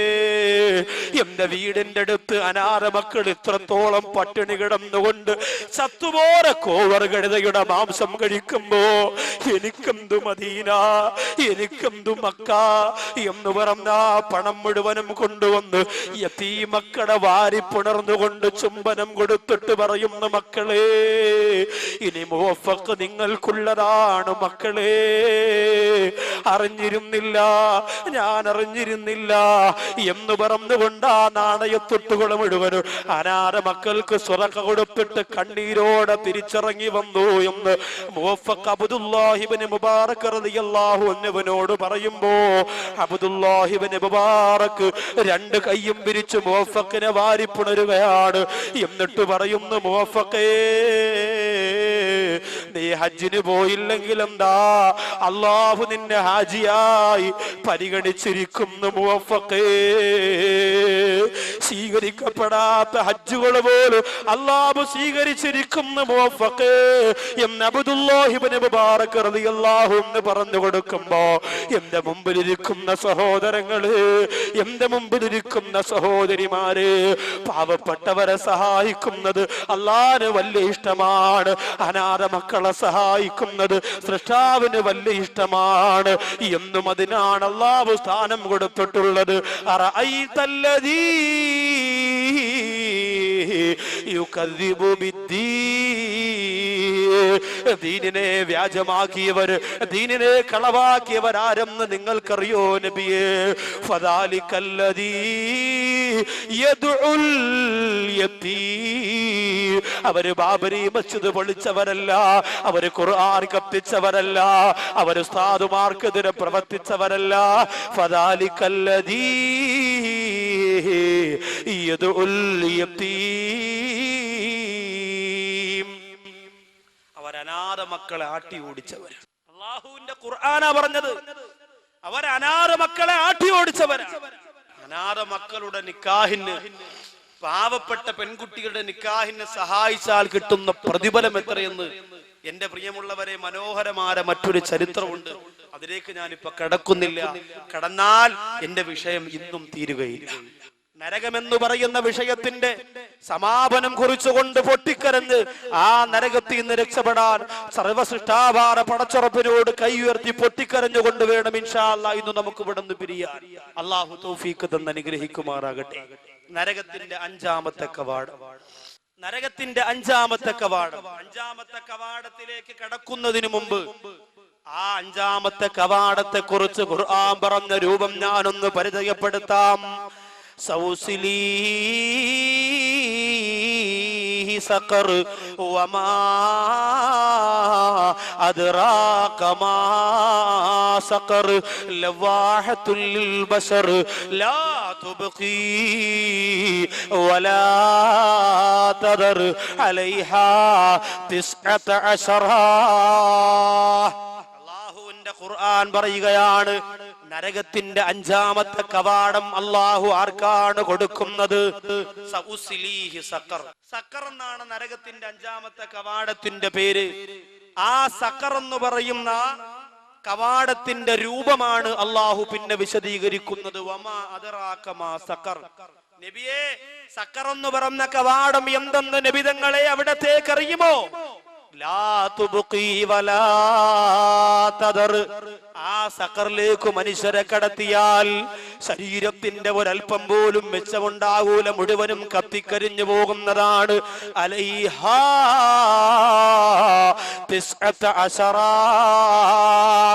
19 മലക്കുകളെ ആ സഖർ എന്ന് പറയുന്ന കവാടം നോക്കാൻ വേണ്ടി മാത്രം അള്ളാഹു പടച്ചിരിക്കുകയാണ്. 19 മലക്കുകളെ സഖർ എന്ന് പറയുന്ന കവാടത്തിൽ നിന്ന് കടന്നു വരുന്നവരെ നോക്കാൻ വേണ്ടി മാത്രം അല്ലാഹു പടച്ചിരിക്കുകയാണ്. യൗമ യുസ്ഹബൂന അലാ വുജൂഹിഹിം ദൂഖൂ മസ്സ സഖർ. അല്ലാഹു പറയുകയാണ്, ഖുർആനാണ് ഈ ഓതുന്നത്. എങ്ങനെയാണ് അഞ്ചാമത്തെ കവാടത്തിലേക്ക് മനുഷ്യരെ കൊണ്ടുപോകുന്നതെന്നറിയോ? മൂക്കുകുത്തി വലിച്ചഴച്ചു കൊണ്ടുപോകുമെന്നാണ്. യൗമ യുസ്ഹബൂന അലാ വുജൂഹി, മൂക്ക് നിലത്ത് തട്ടുന്ന രീതിയിൽ വലിച്ചഴച്ചു കൊണ്ടുപോകുന്നവരാണ്. എന്നിട്ട് സഖർ എന്ന് പറയുന്ന നരകത്തിന്റെ കവാടത്തിൽ എറിഞ്ഞിട്ട് മലക്കുകൾ പറയുമത്രേ, നീ അനുഭവിച്ചു കൊള്ളുക, നീ ആസ്വദിച്ചു കൊള്ളുക എന്ന് പറഞ്ഞ് വലിച്ചെറിഞ്ഞു കൊടുക്കൂ. ആ സമയത്ത് സ്വർഗത്തിൽ കിടക്കുന്നവർ ചോദിക്കുകയാണ്, മാ സലകക്കും ഫീ സഖർ. അല്ലയോ സഖറിനകത്ത് കടന്നു പോയവരെ, നിങ്ങൾ എന്തേ സഖറിലായി പോയി? ബാക്കിയുള്ള നരകത്തിന്റെ കവാടത്തിലൊന്നും കടക്കാതെ എന്തേ ഈ കവാടത്തിന്റെ അകത്ത് നിങ്ങളായി പോയെന്ന് ചോദിക്കുമ്പോൾ അവര് പറയുന്ന കാരണങ്ങളാണ് സഖറിലേക്ക് അവരെ കൊണ്ടുപോയത്. ആ കാരണം എനിക്കും നിങ്ങൾക്കും ഉണ്ടായാൽ നമ്മളും സഖറിലാണ്. അല്ലാഹു കാത്തുരക്ഷിക്കട്ടെ. ഈ സഖർ എന്ന് പറയുന്ന നരകത്തിൽ കിടക്കുന്ന നരകാവകാശികള് കാരണങ്ങൾ പറയുകയാണ്. എന്തേ കാരണമെന്നറിയോ? ആ കാരണം ഞാൻ നിങ്ങളോട് പറയുമ്പോ എന്റെ തഴവ കുറ്റിപ്പുറത്ത് വാത് കേൾക്കാവുന്ന സഹോദരങ്ങള്, ഈ കാരണങ്ങൾ എന്റെയോ നിങ്ങളുടെയോ ജീവിതത്തിൽ വന്നു പോയാ നമ്മളും ആ സഖറിലാണേ. അഞ്ചാമത്തെ കവാടമാറ സഖറിലാണ്. അല്ലാഹു കാത്തിരക്ഷിക്കട്ടെ. ഒന്നാമത്തെ കാരണം അവര് പറയുകയാണ്, കാലൂ, ഇത് ഖുർആനായത്തുകളാണ്. അവരോട് ചോദിക്കുന്നതും അവര് മറുപടി കൊടുക്കുന്നതുമല്ല, അല്ലാഹുവിന്റെ ഖുർആനാണ് ഈ പറയുന്നത്. കാലൂ, സഖറിനകത്ത് കിടക്കുന്നവര് പറയുന്നു, ഒന്നാമത്തെ കാരണം എന്തെന്നറിയോ? ഈ സഖറിന്റെ അകത്ത് ഞങ്ങളായി പോകാനുള്ള ഒന്നാമത്തെ കാരണം എന്തെന്നറിയോ? ലം നകു മിനൽ മുസല്ലീ, ഞങ്ങൾക്ക് നിസ്കാരമില്ലായിരുന്നു. വാക്കവിയുടെ വാദം പറയുമ്പോ ബൈക്കിലൂടെ ഒരു ബൈക്കിൽ 4-5 പേര് കയറിയിരുന്നു വാത് കേൾക്കാൻ ഞങ്ങൾ പോകുമായിരുന്നു. പക്ഷേ ഞങ്ങൾക്ക് നിസ്കാരമില്ല. നബിദിനമെന്ന് പറയുമ്പോ ഞരമ്പിന്റെ ഒരു ഭാഗം പോലും ബാക്കിയില്ലാതെ റിബൺ കെട്ടി നബിദിനാഘോഷത്തിന് ഞങ്ങൾ ഇറങ്ങും. പക്ഷേ ഞങ്ങൾക്ക് നിസ്കാരമില്ല. ഞങ്ങൾ അല്ലാഹുവിന്റെ പള്ളിയുടെ പരിപാലനക്കാരാണ്. പള്ളിയിലെ വലിയ നേതൃത്വം വഹിക്കുന്നവരാണ്. വെള്ളിയാഴ്ച വന്ന് ബക്കറ്റ് എണ്ണലല്ലാതെ ലം നകു മിനൽ മുസല്ലീ, ഞങ്ങൾക്ക് നിസ്കാരമില്ല. സഹോദരിമാരെ, എന്താ പറയുന്നതെന്നറിയോ? ഞങ്ങൾ വാത് കേൾക്കാൻ പോയിട്ടുണ്ടായിരുന്നു മനുഷ്യരെ. നൗഷാദ് വാക്കവി മുവഫക്കിന്റെ ചരിത്രം പറഞ്ഞപ്പോ തലയിൽ കിടന്ന ഷാളുകൊണ്ട് കണ്ണീര് തുടച്ച പെങ്ങളെ, ഈ കണ്ണീര് കൊണ്ട് അർത്ഥമില്ലാതാകുന്നത് എപ്പോഴെന്നറിയോ? ലം നകു മിനൽ മുസല്ലീ, നിങ്ങൾ നിസ്കരിച്ചില്ലെങ്കിലാണ്. നിസ്കാരമില്ലെങ്കിൽ പിന്നെ ഈ കണ്ണീരിന്റെ പേര് കള്ളക്കണ്ണീരെന്നാണ്. നിസ്കാരമില്ലെങ്കിൽ സകലതും പോയി. ഒന്നാമത്തെ കാര്യം അതല്ലേ? അതുകൊണ്ട് ഈ രാത്രി തന്നെ തീരുമാനിച്ചോ, അല്ലാഹുവിനെ ഭയപ്പെട്ടുകൊണ്ട് നിസ്കരിക്കുന്നവരായി ഞാനും നിങ്ങളും മാറണം. അതിന് അല്ലാഹു തൗഫീഖ് തരട്ടെ. വെറുതെ നിസ്കരിച്ചാ പോരാ, ഭയത്തോടെ ഈമാനോടെ തഖ്വയോടെ ചെയ്യണം. ഇല്ലെങ്കിൽ ഇതിനൊന്നും അല്ലാഹുവിന്റെ മുമ്പിൽ കൂലി കിട്ടൂല. വളരെ ഗൗരവത്തോടെ ചെയ്യേണ്ട കാര്യമാണ്. ഇന്ന് നിസ്കാരം ഒരു ഫാഷനാണ്. നിസ്കാരം ഒരു ഫാഷൻ. കുറെ ആൾക്കാർ ഇങ്ങനെ നിൽക്കും. പള്ളിയിലെ ജമാഅത്ത് കഴിയുമ്പോഴേ തുടങ്ങുള്ളൂ. പള്ളിയിലെ ജമാഅത്ത് നിസ്കാരം കഴിയുമ്പോൾ പുറകിൽ നിസ്കരിക്കൊണ്ടിരിക്കണോ എല്ലാവരും നോക്കോ, അല്ലോ ജിബ്രീലോ ഒരു കർച്ചിപ്പ് കിടന്നു, അല്ലാഹു അക്ബർ. കാരണം മനഃപൂർവ്വം താമസിച്ചു വന്നതാ. നേരത്തെ വുളു കൊടുത്ത് കയറാമായിരുന്നു. പൈപ്പിന്റെ മുട്ടിരുന്ന് പല്ലും കുത്തി കാര്യം പറഞ്ഞുകൊണ്ടിരുന്നു. മനഃപൂർവ്വം താമസിച്ചു വന്നതാ. എന്നിട്ട് ചില സഹോദരങ്ങളുണ്ട്, അവർക്ക് ഇമാമത്ത് നിൽക്കണമെന്ന് ഭയങ്കര ആഗ്രഹമാണ്. എത്ര പേരുണ്ടെങ്കിലും തള്ളി മാറ്റിയിട്ട് കയറി കർച്ചിപ്പൊക്കെ തലവെച്ച് ഭയങ്കര ഇമാമത്ത്. ഒരിക്കൽ ഇതുപോലെ മാനവ നിസ്കാരത്തിന്റെ സമയത്ത് ഒരാൾക്ക് 6:30 ബസ്സാണ്. പെട്ടെന്ന് തന്നെ വന്ന് ഒതു കൊടുത്ത് വള്ളിക്കകത്ത് കയറിയപ്പോൾ ഒരാൾ ഇമാമത്തിക്കാൻ വേണ്ടി അല്ലാഹു അക്ബർ, ഭയങ്കര നിസ്കാരോ, കാല് ഒരു കാലം അവിടെ ഒരു കാലം ഇവിടെ, ഇടയിൽ 4 പേർക്ക് വേറെ സഫ് വഹിക്കാം. അങ്ങനെ നിസ്കരിക്കാം. ഫാത്തിഹ ഓതി തീർന്നവനെ ഖുൽ യാ അയ്യുഹൽ കാഫിറൂൻ ലാ അഅ്ബുദു മാ തഅ്ബുദൂൻ ലാ അഅ്ബുദു മാ തഅ്ബുദൂൻ അൻതും അഅ്ബുദു ലാ അഅ്ബുദു മാ തീരണില്ല. ഖുൽ യാ അയ്യുഹൽ കാഫിറൂൻ തീരണില്ല. ഇതിങ്ങനെ ഓതിക്കൊണ്ട് വന്നപ്പോൾ പുറകിലിരിക്കുന്ന ആളിങ്ങനെ കൈ അടിച്ചിട്ട് വാച്ച് നോക്കി, ഇത് എന്തോടെ ഇത് അത് സൂറത്ത് ഇത് ബക്കറക്കാലം വരുന്നത് തീരണ്ടല്ലോ, കുറെ കാലമായല്ലോ. ഉടനെ ഇയാൾ ഫ്രണ്ടിൽ വന്നിട്ട് പറഞ്ഞു, അളയാ പെട്ടെന്ന് തീർക്കൂടെ, 2 മിനിറ്റ്, എനിക്കാണെങ്കിൽ ബസ് ഇപ്പോൾ വരും, അതുകൊണ്ടാണ്. ഉടനെ ഏതെങ്കിലും ഒരു സൂറത്ത് കാഫിരീൻ തീർക്കാൻ പറഞ്ഞപ്പോ മഹിലിൽ കാഫിരി എന്ന് പറഞ്ഞ് അങ്ങ് നിർത്തി. പിന്നെ ചില ആൾക്കാർക്ക് വലിയ മഹ്റജ് വിടലാണ്. അല്ലേ? ഇപ്പൊ റമദാനൊക്കെ വരുമ്പോ നമുക്ക് അല്ലാഹുമ്മ ഇന്നക അഫൂൻ തുഹിബ്ബുൽ അഫ്വ ഫഅഫു അന്നാ യാ കരീം യാ റഹീം യാ അല്ലാഹ്. ഇത് ചില ആൾക്കാർ പറഞ്ഞു തരുമ്പോ പിന്നെ നിസ്കാരം കഴിഞ്ഞിട്ട് മോദി മാമ ഷാളും കൊണ്ട് വേണം തുപ്പൽ ഉടച്ചോളാം. എല്ലാ പള്ളിയിലുള്ളവർ അറിഞ്ഞുടങ്ങി ഉണ്ടായിരുന്നാലും മതി, അല്ലെങ്കിൽ അള്ളാഹു പുറത്തു വരണമെന്ന് മലയാളത്തിൽ പറഞ്ഞാലും മതി. ഇത് അറിഞ്ഞില്ലെങ്കിൽ പഠിച്ചു പറയണം, ഇല്ലെങ്കിൽ ഇത് ആവശ്യമില്ലാത്ത രീതിയിൽ പറഞ്ഞ് നമ്മൾ കുളമാക്കരുത്. പിന്നെ ചില ആൾക്കാരുണ്ടല്ലോ ഭയങ്കര വസ്വാസി, എത്ര ഓതിയാലും ശരിയാവൂല. കൈ കെട്ടിയിട്ട് എന്ന് പറയുമ്പോൾ അടുത്തേക്കുന്ന ആളെ വിറച്ച് അവധിച്ചെന്ന് വീഴും. അവിടെ ഒരു മയത്തില് ഫാത്തിഹയൊക്കെ നമ്മൾ മയത്തിൽ മര്യാദയ്ക്ക് ഓതിയാൽ പെട്ടെന്ന് ക്ലിയർ ആവും. ഒരുപാട് നമ്മൾ അങ്ങോട്ട് നോക്കാൻ തുടങ്ങിയാൽ ചിലപ്പോൾ ഒന്നും ശരിയാവൂല. ഒരാൾ ഈയാക്ക പുറകിക്കുന്ന ഒരാൾ നീ ആക്കട്ടെ ഞാൻ ആക്കാം, കുറെ നേരം കൊണ്ട് നീ ഒറ്റയ്ക്ക് ആക്കല്ലേ, ഇനി ഞാൻ ആക്കാന്ന് പറഞ്ഞാൽ മാറി പോകാൻ. കാരണം ഇമാമത്ത് നിൽക്കുമ്പോഴൊക്കെ നമ്മൾ ഈ വിഷയത്തിൽ ഒരുപാട് ശ്രദ്ധിക്കണം. സഹോദരങ്ങൾ ഇമാമത്ത് നിൽക്കണ്ടെന്നല്ല, ഇമാമത്ത് നിൽക്കണം, നമ്മൾ അങ്ങനെ ശീലിക്കണം. പക്ഷെ അതിനൊരു മര്യാദ വേണം. നിസ്കാരം അല്ലാഹു സ്വീകരിക്കുന്ന രീതിയിൽ ചെയ്യണം. ബഹുമാനപ്പെട്ട ഹാത്തിമുൽ അസ്സം റളിയല്ലാഹു അൻഹുവിനോട് ചോദിക്കുകയാണ്, ഇന്ന് തഴവ കുറ്റിപ്പുറത്ത് വന്ന സഹോദരങ്ങളോട് ഞാൻ പറയുന്നു, ഈ പറയുന്ന പോലെ നിങ്ങൾ ഇന്ന് വീട്ടിൽ പോയി 2 റക്അത്ത് നിസ്കരിച്ചിട്ടൊന്ന് കിടന്നാൽ ആ നിസ്കാരത്തിന് വല്ലാത്ത സുഖമാണ്. ഹാത്തിമുൽ അസ്സം റളിയല്ലാഹു അൻഹുവിനോട് നിങ്ങൾ എങ്ങനെയാണ് നിസ്കരിക്കുന്നതെന്ന് ചോദിച്ചപ്പോൾ ഹാത്തിമുൽ അസ്സം റളിയല്ലാഹു അൻഹു പറയുന്നു, നിസ്കാരത്തിന് സമയമായ എന്റെ ശരീരത്തെ ഞാൻ ശാന്തമാക്കി നിർത്തുകയാണ്.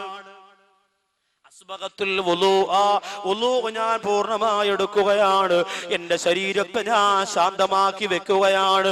എന്നിട്ട് നിസ്കാരത്തിന്റെ സ്ഥലത്തേക്ക് ഞാൻ ചെന്ന് നിൽക്കുകയാണ്. എന്നിട്ടോ കഅബാലയത്തിനെ എന്റെ മുമ്പിലാണെന്ന് ഞാൻ സങ്കല്പിക്കുമെത്രേ.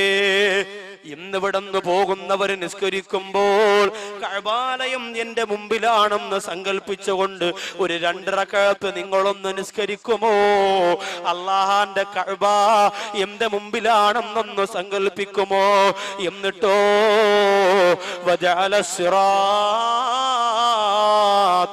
തഹ്ത ഖദമി, എന്റെ കാൽപാദത്തിന്റെ ചോട്ടിലാണ് സിറാത്ത് പാലം എന്ന് ഞാൻ സങ്കല്പിക്കുമത്രേ. എന്റെ 2 കാലിന്റെ ചോട്ടിലാണ് സിറാത്ത് പാലം. എത്ര പേടിയായിരിക്കും ചിന്തിക്കണേ, എത്ര ഭയമായിരിക്കും ചിന്തിക്കണേ.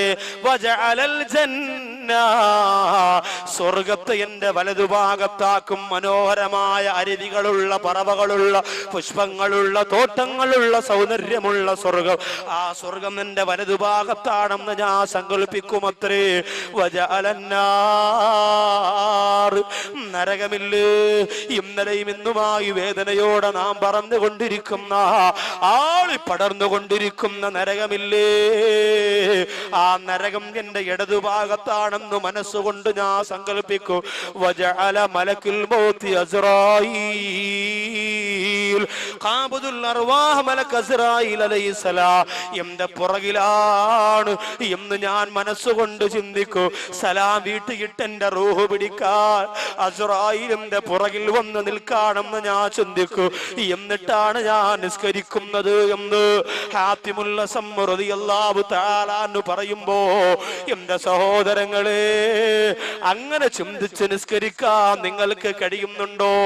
വാച്ച് നോക്കി, ക്ലോക്ക് നോക്കിയല്ലേ നമ്മൾ നിസ്കരിക്കുന്നത്? തലചൊറിഞ്ഞല്ലേ നമ്മൾ നിസ്കരിക്കുന്നത്?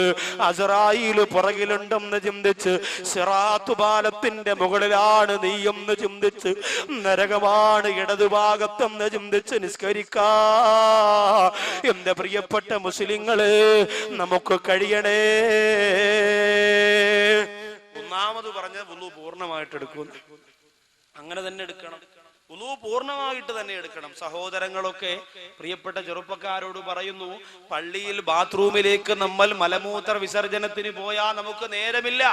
മൊബൈൽ ഇങ്ങനെ ചെവിയിൽ ഇങ്ങനെ വെച്ചതാ, ഇങ്ങനെ ഒരു കൈ ഇങ്ങനെ ചെവിയിലും ഒരു കൈ ഇങ്ങനെ സിബിലുമാണ്. അല്ലെ ഞാൻ ബാത്റൂമിലാടാ, ഓക്കട പിന്നോട് ഓക്കട. നിസ്കരിക്കാൻ വേണ്ടി വരുമ്പോഴും അങ്ങനെ തന്നെ. നല്ലതുപോലെ മൂത്രം പോയി തീരുന്നതിന് മുമ്പ് നാം എല്ലാം ക്ലിയർ ആക്കി കഴുകി ശുചിയാക്കി ഉളു കൊടുക്കാൻ വേണ്ടി വന്ന് ഈ പൈപ്പിന്റെ ചോട്ടിലുള്ള കല്ലിലേക്ക് ഇരിക്കുമ്പോൾ 2 തുള്ളി അങ്ങ് വീഴും. അപ്പൊ ഇവൻ പറയും, അൽഹംദുലില്ലാ, ഒരു ചെറിയ റാഹത്ത് കിട്ടി. റാഹത്തല്ല മോനെ, കറാഹത്ത കിട്ടാൻ പോണെ. ഇത് 2 തുള്ളി വീണത് നജസല്ലേ?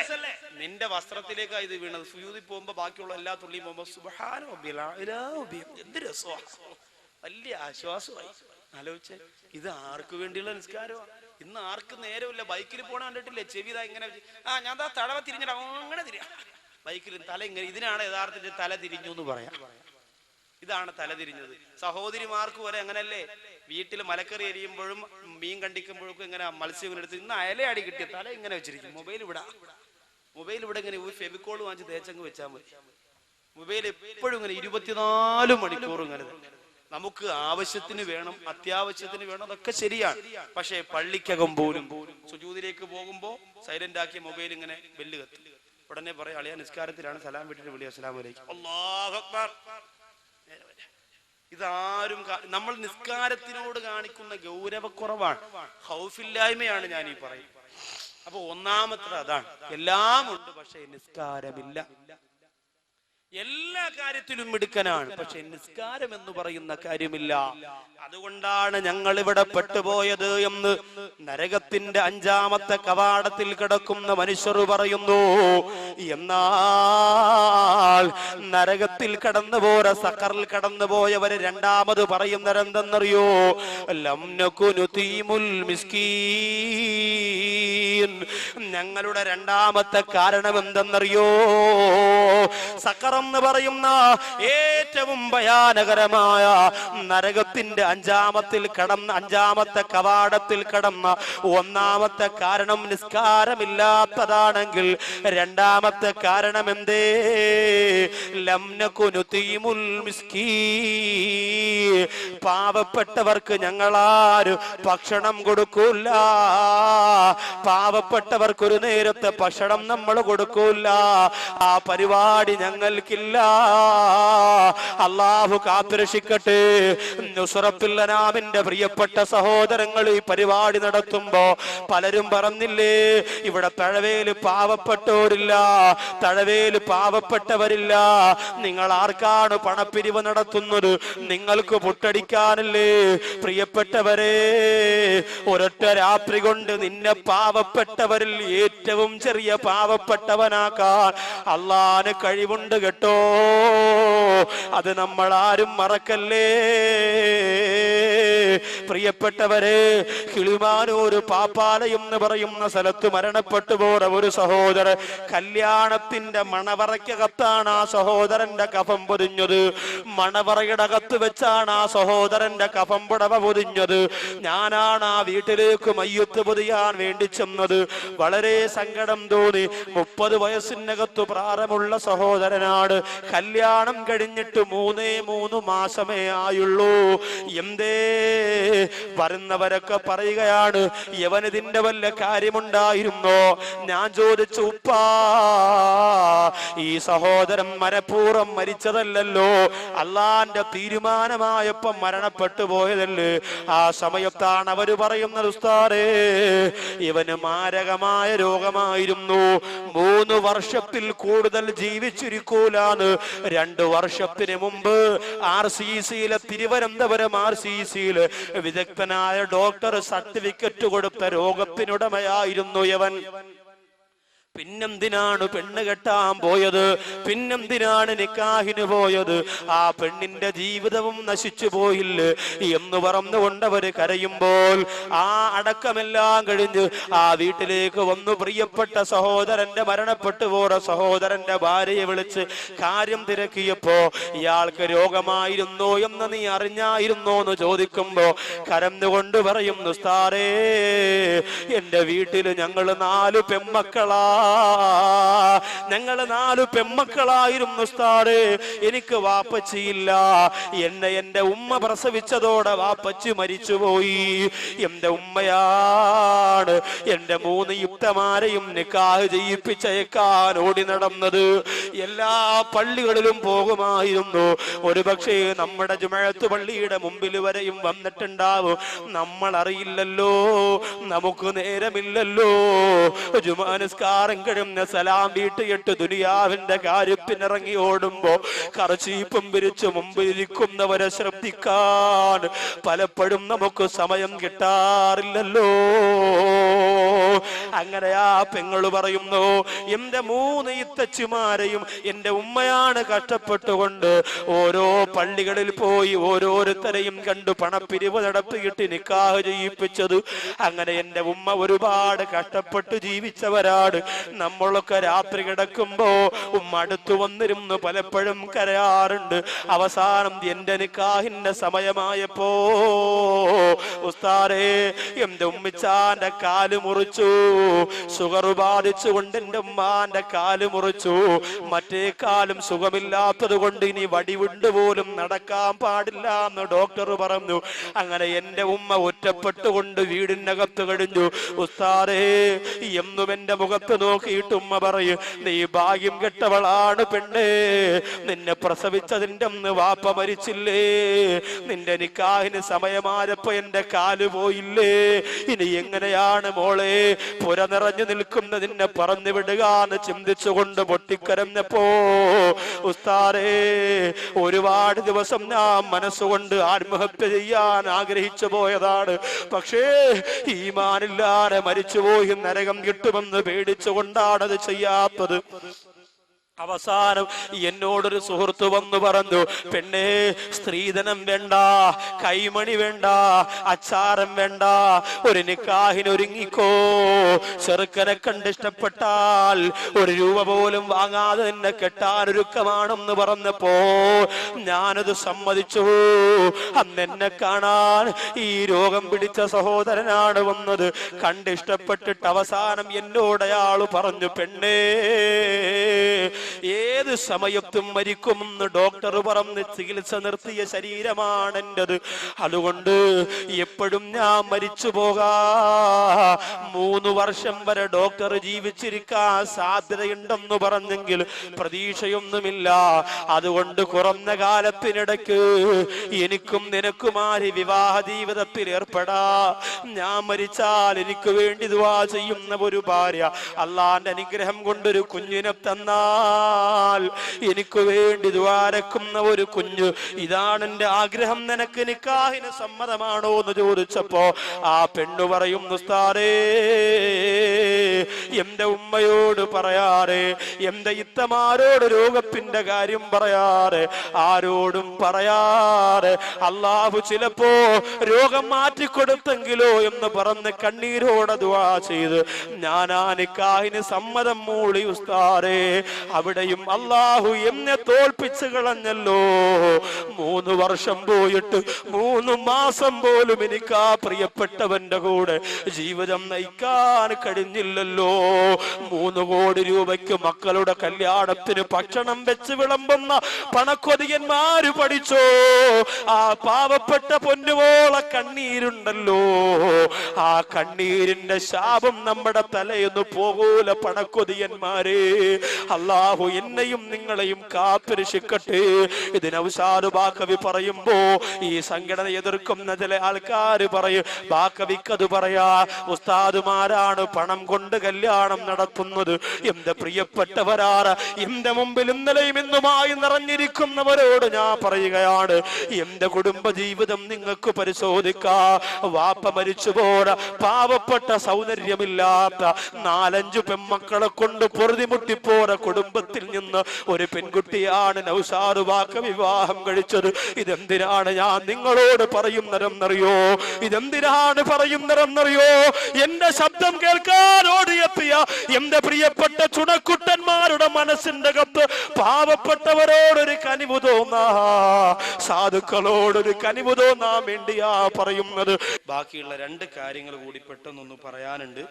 6ാമത്തെ കവാടം, നരകത്തിന്റെ 6ാമത്തെ കവാടത്തിന്റെ പേര് ഹാവിയ എന്നാണ്. അമ്മാമൻ ഖഫ്ഫത്ത് മവാസീനുഹു ഫഉമ്മുഹു ഹാവിയ. ഹാവിയ എന്ന നരകമാണ്. നന്മയും തിന്മയും അല്ലാഹു തൂക്കി നോക്കുമ്പോൾ തിന്മയുടെ ഭാരം കൂടുതലും നന്മയുടെ ഭാരം കുറവും ആർക്കാണോ അവർക്കാണ് ഹാവിയ എന്ന നരകം അല്ലാഹു കൊടുക്കുന്നത്. 7ാമത്തെ നരകത്തിന്റെ കവാടത്തിന്റെ പേര്. അപ്പൊ ഈ നന്മയുടെ ഭാരം കൂടാൻ നമ്മളെ കൊണ്ട് പറ്റുന്നതൊക്കെയും ചെയ്യണം. തിന്മയുടെ ഭാരം കൂടാൻ ഉള്ള കാര്യങ്ങൾ ഒഴിവാക്കിയിട്ട് തിന്മയുടെ ഭാരം കുറയ്ക്കാനുള്ള ശ്രമം നടത്തണം.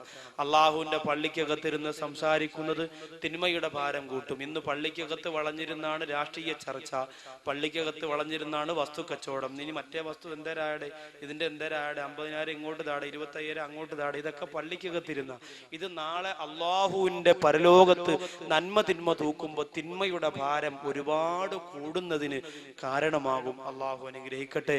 അതുപോലെ തന്നെ മറ്റുള്ളവർക്ക് അർഹതപ്പെട്ട സ്വത്ത്, അനാഥ മക്കളുടേത്, മുത്തഅല്ലിമീങ്ങളുടെ പൈസ, ഉസ്താദുമാരുടെ പൈസ, ഇതൊക്കെ വെട്ടി വിലുങ്ങി വയറ് വലുതാക്കി നടക്കുമ്പോൾ വയറ് വളരുന്നതിനേക്കാൾ ഡബിൾ സ്പീഡിൽ വളരുന്നത് നമ്മുടെ തിന്മയുടെ ത്രാസായിരിക്കും. അള്ളാഹു സുബ്ഹാനഹു വ തആല കാത്തുരക്ഷിക്കട്ടെ. 7ാമത്തെ കവാടം ജഹീം. ഇലാഹി ലസ്തു ലിൽ ഫിർദൗസി അഹ്ലാ വലാ ഖുവാ അലാ നാരിൽ ജഹീമി. അബൂബക്കർ സിദ്ദീഖ് റളിയല്ലാഹു അൻഹു ഒരുപാട് പൊട്ടിക്കരന്നു പോയത് ജഹീം എന്ന നരകത്തെ ഭയന്നുകൊണ്ടാണ്. ആരാണതിൽ കടന്നു പോകുന്നത്?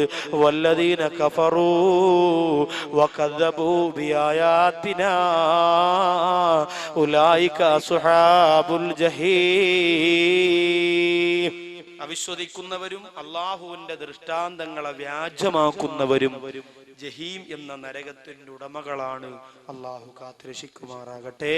ദൃഷ്ടാന്തം എന്ന് പറയുന്നത് ഏറ്റവും വലിയ ദൃഷ്ടാന്തം തന്നെയാണ് മനുഷ്യർ. നമ്മുടെ കണ്ണും നമ്മുടെ കാതും നമ്മുടെ ശരീരവും ഒക്കെ ഏറ്റവും വലിയ ദൃഷ്ടാന്തമാണ്. അൽ ഹിക്മത്തു ഫീ മഖ്ലൂഖാത്തില്ല എന്ന് പറയുന്ന ഗസാലി ഇമാമിന്റെ ഒരു മഹത്താര ഗ്രന്ഥമുണ്ട്. ആ ഗ്രന്ഥം പഠിച്ചാൽ അതിനകത്ത് കണ്ണിനെ കുറിച്ച്, കാതിനെ കുറിച്ച്, ഇമയെ കുറിച്ച്, കണ്ണുനീരിനെ കുറിച്ച്, ആകാശത്തെ കുറിച്ച്, ഭൂമിയെ കുറിച്ച് ഒരുപാട് ദൃഷ്ടാന്തങ്ങള്, അള്ളാഹുവിന്റെ ദൃഷ്ടാന്തങ്ങളെ വിശദീകരിക്കുന്നുണ്ട്. അതൊക്കെ മനസ്സിലാക്കുക. നാഥൻ നമ്മെ മനസ്സിലാക്കി നമുക്ക് ജീവിച്ച് അള്ളാഹിന്റെ പൊരുത്തം വാങ്ങാൻ തൗഫീക്ക് തരുമാറാകട്ടെ. എല്ലാ സഹോദരങ്ങളും ഇരുന്നു കൊണ്ട് തന്നെ 33 സലാത്ത് ചൊല്ലുക. അത് കഴിഞ്ഞിട്ട് നമുക്ക് എഴുന്നേറ്റ് ഇൻഷാ അല്ലാഹ് ദുആ ചെയ്യാം. നാഥൻ സ്വീകരിക്കട്ടെ. സല്ലല്ലാഹു അലാ മുഹമ്മദ് സല്ലല്ലാഹു അലൈഹി വസല്ലം സല്ലല്ലാഹു അലാ മുഹമ്മദ് സല്ലല്ലാഹു അലൈഹി വസല്ലം സല്ലല്ലാഹു അലാ മുഹമ്മദ് സല്ലല്ലാഹു അലൈഹി വസല്ലം സല്ലല്ലാഹു അലാ മുഹമ്മദ് സല്ലല്ലാഹു അലൈഹി വസല്ലം സല്ലല്ലാഹു അലാ മുഹമ്മദ് സല്ലല്ലാഹു അലൈഹി വസല്ലം സല്ലല്ലാഹു അലാ മുഹമ്മദ് സല്ലല്ലാഹു അലൈഹി വസല്ലം സല്ലല്ലാഹു അലാ മുഹമ്മദ് സല്ലല്ലാഹു അലൈഹി വസല്ലം സല്ലല്ലാഹു മുഹമ്മദ് സല്ലല്ലാഹു അലൈഹി വസല്ലം. സ്വലാത്ത് ആരും ഒഴിവാക്കരുത്. ഇത്രയും പേര് ചൊല്ലുമ്പോൾ ഇതൊരു വലിയ സമ്മാനമാണ് നബിതങ്ങൾക്ക്. ഇതിന്റെ ബർക്കത്ത് കൊണ്ട് നമ്മുടെ ദുആ അല്ലാഹ് സ്വീകരിക്കണം. അതിനെല്ലാവരും ചൊല്ലും. സല്ലല്ലാഹു അലാ മുഹമ്മദ് സല്ലല്ലാഹു അലൈഹി വസല്ലം സല്ലല്ലാഹു അലാ മുഹമ്മദ് സല്ലല്ലാഹു അലൈഹി വസല്ലം സല്ലല്ലാഹു അലാ മുഹമ്മദ് സല്ലല്ലാഹു അലൈഹി വസല്ലം സല്ലല്ലാഹു അലാ മുഹമ്മദ് സല്ലല്ലാഹു അലൈഹി വസല്ലം സല്ലല്ലാഹു അലാ മുഹമ്മദ് സല്ലല്ലാഹു അലൈഹി വസല്ലം സല്ലല്ലാഹു അലാ മുഹമ്മദ് സല്ലല്ലാഹു അലൈഹി വസല്ലം അലൈഹി വസല്ലം സല്ലല്ലാഹു അലാ മുഹമ്മദ് സല്ലല്ലാഹു അലൈഹി വസല്ലം. സഹോദരിമാരെ ഭാഗത്ത് 1-2 പേര് ചെല്ലണം. നിർബന്ധമൊന്നുമില്ല. താല്പര്യമുള്ളവരുണ്ടെങ്കിൽ നബിതങ്ങളുടെ ഈ സലാത്തിനെ സാക്ഷി നിർത്തിയിട്ട് ഉസ്താദേ ഇത് ആ വിവാഹിതയാകാൻ പോകുന്ന പെൺകുട്ടിക്കുള്ളതാന്ന് പറഞ്ഞ് മാറ്റിവെക്കാനുണ്ടെങ്കിൽ കൊടുത്തേക്ക്. നിർബന്ധമില്ല. സന്മനസ്സോടുകൂടി താല്പര്യത്തോടുണ്ടെങ്കിൽ മാത്രം, ഇല്ലെങ്കിൽ വിഷമമൊന്നുമില്ല. അവസാനം ചോദിച്ചു എന്ന് മാത്രമേ ഉള്ളൂ. സല്ലല്ലാഹു അലാ മുഹമ്മദ് സല്ലല്ലാഹു അലൈഹി വസല്ലം സല്ലല്ലാഹു അലാ മുഹമ്മദ് സല്ലല്ലാഹു അലൈഹി വസല്ലം സല്ലല്ലാഹു അലാ മുഹമ്മദ് സല്ലല്ലാഹു അലൈഹി വസല്ലം സല്ലല്ലാഹു അലാ മുഹമ്മദ് സല്ലല്ലാഹു സല്ലല്ലാഹു അലാ മുഹമ്മദ് സല്ലല്ലാഹു അലൈഹി വസല്ലം സല്ലല്ലാഹു അലാ മുഹമ്മദ് സല്ലല്ലാഹു അലൈഹി വസല്ലം സല്ലല്ലാഹു അലാ മുഹമ്മദ് സല്ലല്ലാഹു അലൈഹി വസല്ലം സല്ലല്ലാഹു അലാ മുഹമ്മദ് സല്ലല്ലാഹു അലൈഹി വസല്ലം. എല്ലാവരും എഴുന്നേറ്റ് നിൽക്കുക സഹോദരങ്ങളൊക്കെ. സല്ലല്ലാഹു അലാ മുഹമ്മദ് സല്ലല്ലാഹു അലൈഹി വസല്ലം സല്ലല്ലാഹു അലാ മുഹമ്മദ് സല്ലല്ലാഹു അലൈഹി വസല്ലം സല്ലല്ലാഹു അലാ മുഹമ്മദ് സല്ലല്ലാഹു അലൈഹി വസല്ലം. സലാത്തു വസ്സലാമു അലൈക യാ റസൂലല്ലാഹ്. സലാത്തു വസ്സലാമു അലൈക യാ റസൂലല്ലാഹ്. അസ്സലാത്തു والسلام عليك يا سيدي يا حبيب الله بذلي بإفلاسي بفقري بفاقتي إليك رسول الله أمسيت أهرب.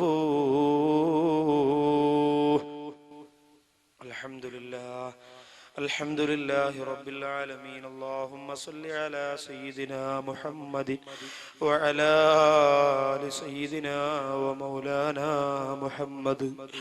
അല്ലാഹുവേ, ഒരു കോടി പ്രാവശ്യം അൽഹംദുലില്ലാ പറഞ്ഞാലും മതിയാവുകയില്ല. അത്രത്തോളം സന്തോഷമുണ്ട് ഈ വേദി എത്രത്തോളം വിജയിപ്പിച്ചതിന് വേണ്ടി അൽഹംദുലില്ലാ. എത്ര പേരാണ് പടച്ചവനെ എതിർത്തത്, എത്ര പേരാണ് കുറ്റപ്പെടുത്തിയത്, എത്ര പേരാണ് കുറ്റം പറഞ്ഞത്, എത്ര പേരാണ് പരിഹസിച്ചത്. രാജസയ്യിദാര അല്ലാഹ്, ഈ പരിപാടിയിൽ സംഗമിച്ച മുഴുവൻ പേർക്കും നിന്റെ മഗ്ഫിറത്ത് നീ കൊടുക്കണേ അല്ലാ. അല്ലാഹുവേ, ഒരാളുടെയെങ്കിലും ആമീൻ സ്വീകരിച്ചുകൊണ്ട് ഇന്നത്തെ ഞങ്ങളുടെ ദുആ നീ ഖബൂൽ ചെയ്യണേ അല്ലാ. ഞങ്ങൾക്ക് ഒന്നിനും കഴിവില്ല പടച്ചവനെ, ഞങ്ങൾക്ക് ഒന്നും അറിയില്ല റഹ്മാനെ. രാജാതിരാജനായ ഖഹാറായ വഹാബാര ജബ്ബാറായ സത്താറായ ഗഫാറായ റഹീമായ റഹ്മാനായ പടച്ചവനെ, ഷാഫിയാര കാഫിയാര അല്ലാഹ്, നീ ഞങ്ങളുടെ ദുആ സ്വീകരിക്കണേ അല്ലാ, സ്വീകരിക്കണേ അല്ലാ. ഞങ്ങൾക്ക് കൈ നീട്ടാൻ ആരുമില്ല പടച്ചോനെ. ഒരു തുള്ളി ബീജത്തിൽ നിന്നും മാടെ ഉദരത്തിനകത്ത് ഞങ്ങൾക്ക് രക്തക്കട്ടയാക്കി മാംസക്കട്ടയാക്കി ജീവൻ തന്നുകൊണ്ട് ഞങ്ങൾ പ്രസവിപ്പിച്ച അല്ലാ, ഞങ്ങൾക്ക് ഇടഞ്ഞു നടത്താനുള്ള തൗഫീക്ക് തന്ന അല്ലാ, ഞങ്ങൾക്ക് പിച്ചവച്ച് നടക്കാനുള്ള കഴിവ് തന്ന അല്ലാ, ഞങ്ങൾക്ക് സംസാര ശേഷി തന്ന അല്ലാ, ഞങ്ങൾക്ക് ആരോഗ്യം തന്ന അല്ലാ, ഞങ്ങൾക്ക് സമ്പത്ത് തന്ന അല്ലാ. അത് തന്നതെല്ലാം അതിനേക്കാൾ വേഗത്തിൽ തിരിച്ചെടുക്കാൻ കഴിവുള്ള പടച്ചവനെ, ഞങ്ങളെ നീ നന്ദി കെട്ടവരാക്കല്ല തമ്പുരാനെ, നീ കോപിക്കുന്നവരാക്കല്ല റഹ്മാനെ. അല്ലാഹു, എത്രയോ പേര് കൈയില്ലാത്തവര് കാലില്ലാത്തവരുണ്ട്. നിന്റെ മജ്‌ലിസിൽ മണിക്കൂറുകളോളം നിന്ന് പ്രസംഗിക്കാൻ സഹായിച്ച, നിന്റെ പള്ളിക്കകത്ത് നിസ്കരിക്കാൻ സഹായിച്ച, വാത് കേൾക്കാൻ വരാൻ സഹായിച്ച, വാഹനം ഓടിക്കാൻ സഹായിച്ച ഞങ്ങളുടെ കാലുകളെ ഷുഗർ ബാധിച്ചുകൊണ്ട് നീ മുറിച്ചു കളയല്ലേ തമ്പുരാനെ. 1.5 കാല് വെച്ച് നിസ്കരിക്കുന്ന അവസ്ഥ ഞങ്ങൾക്ക് തരല്ലേ അല്ലാ. അല്ലാഹുവേ, മരിക്കുന്നത് വരെ നിന്റെ ഖുർആനോദാ ഞങ്ങളുടെ കണ്ണിന് കാഴ്ച ശക്തി തരണേ തമ്പുരാനെ. ഞങ്ങൾക്ക് അന്ധത തരല്ല റഹ്മാനെ, അന്ധത തരല്ല തമ്പുരാനെ. അല്ലാഹുവേ, 4444 രൂപ പറഞ്ഞ സഹോദരങ്ങളെ സഹോദരിമാരെ മുഴുവനും നീ അനുഗ്രഹിക്കണേ അല്ലാ. അത് നിനക്കവര് മാറ്റിവെച്ച പൈസയാക്കണേ അല്ലാ. അതിന്റെ ഓരോ കാശിനും അർഹമായ പ്രതിഫലം നീ കൊടുക്കണേ അല്ലാ. ഈമാനില്ലാതെ അവരാരെയും മരിപ്പിക്കല്ല അല്ലാ. അവരുടെ ഏറ്റവും വലിയ ലക്ഷ്യങ്ങളെ നീ സാധിപ്പിച്ചു കൊടുക്കണേ അല്ലാ. ഒരുപാട് ദൂര സ്ഥലത്ത് നിന്ന് വാള് കേൾക്കാൻ വന്നവരുണ്ട് റബ്ബേ. കരുനാഗപ്പള്ളി, കൊച്ചാലമ്മൂട്, കോഴിക്കോട്, അതുപോലെ അല്ലാഹുവേ കാരംകുളത്ത് നിന്നല്ല, എനിക്ക് ബാക്കിയുള്ള സ്ഥലങ്ങളൊന്നും അറിയില്ല തമ്പുരാനെ. എത്രയോ സ്ഥലങ്ങളിൽ നിന്ന് ഉസ്താദുമാര്, സഹോദരങ്ങള്, സഹോദരിമാര്, യുവ സുഹൃത്തുക്കൾ എത്ര പേരാണ് വാഹനങ്ങളിലായി എത്തിയതല്ലാ. അല്ലാഹുവേ, ഇവിടെ വന്നത് അവർക്കൊരു നഷ്ടമാകല്ല പടച്ചവനെ. അവര് പഠിക്കുന്നവരാണെങ്കിൽ ഉന്നത വിജയം, അവരാഗ്രഹിക്കുന്നതിനപ്പുറത്തുള്ള വിജയം നീ കൊടുക്കണേ അല്ലാ. ജോലിക്കാരാണെങ്കിൽ ജോലിയിൽ ബറക്കത്ത് കൊടുക്കണേ അല്ലാ. ജോലി കിട്ടാൻ ആഗ്രഹിക്കുന്നവരാണെങ്കിൽ അനുയോജ്യമായ ജോലി നീ കൊടുക്കണേ അല്ലാ. രോഗികളാണെങ്കിൽ അല്ലാ അവർക്ക് രോഗശാന്തി നീ കൊടുക്കണേ അല്ലാ. മക്കളില്ലാത്തവരാണെങ്കിൽ അല്ലാ അവർക്ക് ആരോഗ്യമുള്ള മക്കളെ നീ കൊടുക്കണേ അല്ലാ. അല്ലാഹുവേ, ഭാര്യമാര് സുഖമില്ല ഉസ്താദേ ദുആ ചെയ്യണമെന്ന് പറഞ്ഞ സഹോദരങ്ങളുണ്ട്.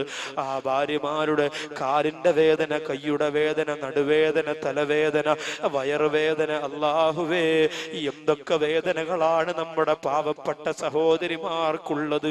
അല്ലാഹുവേ, അവരെ അതിൽ നിന്ന് രക്ഷപ്പെടുത്തണേ അല്ലാ.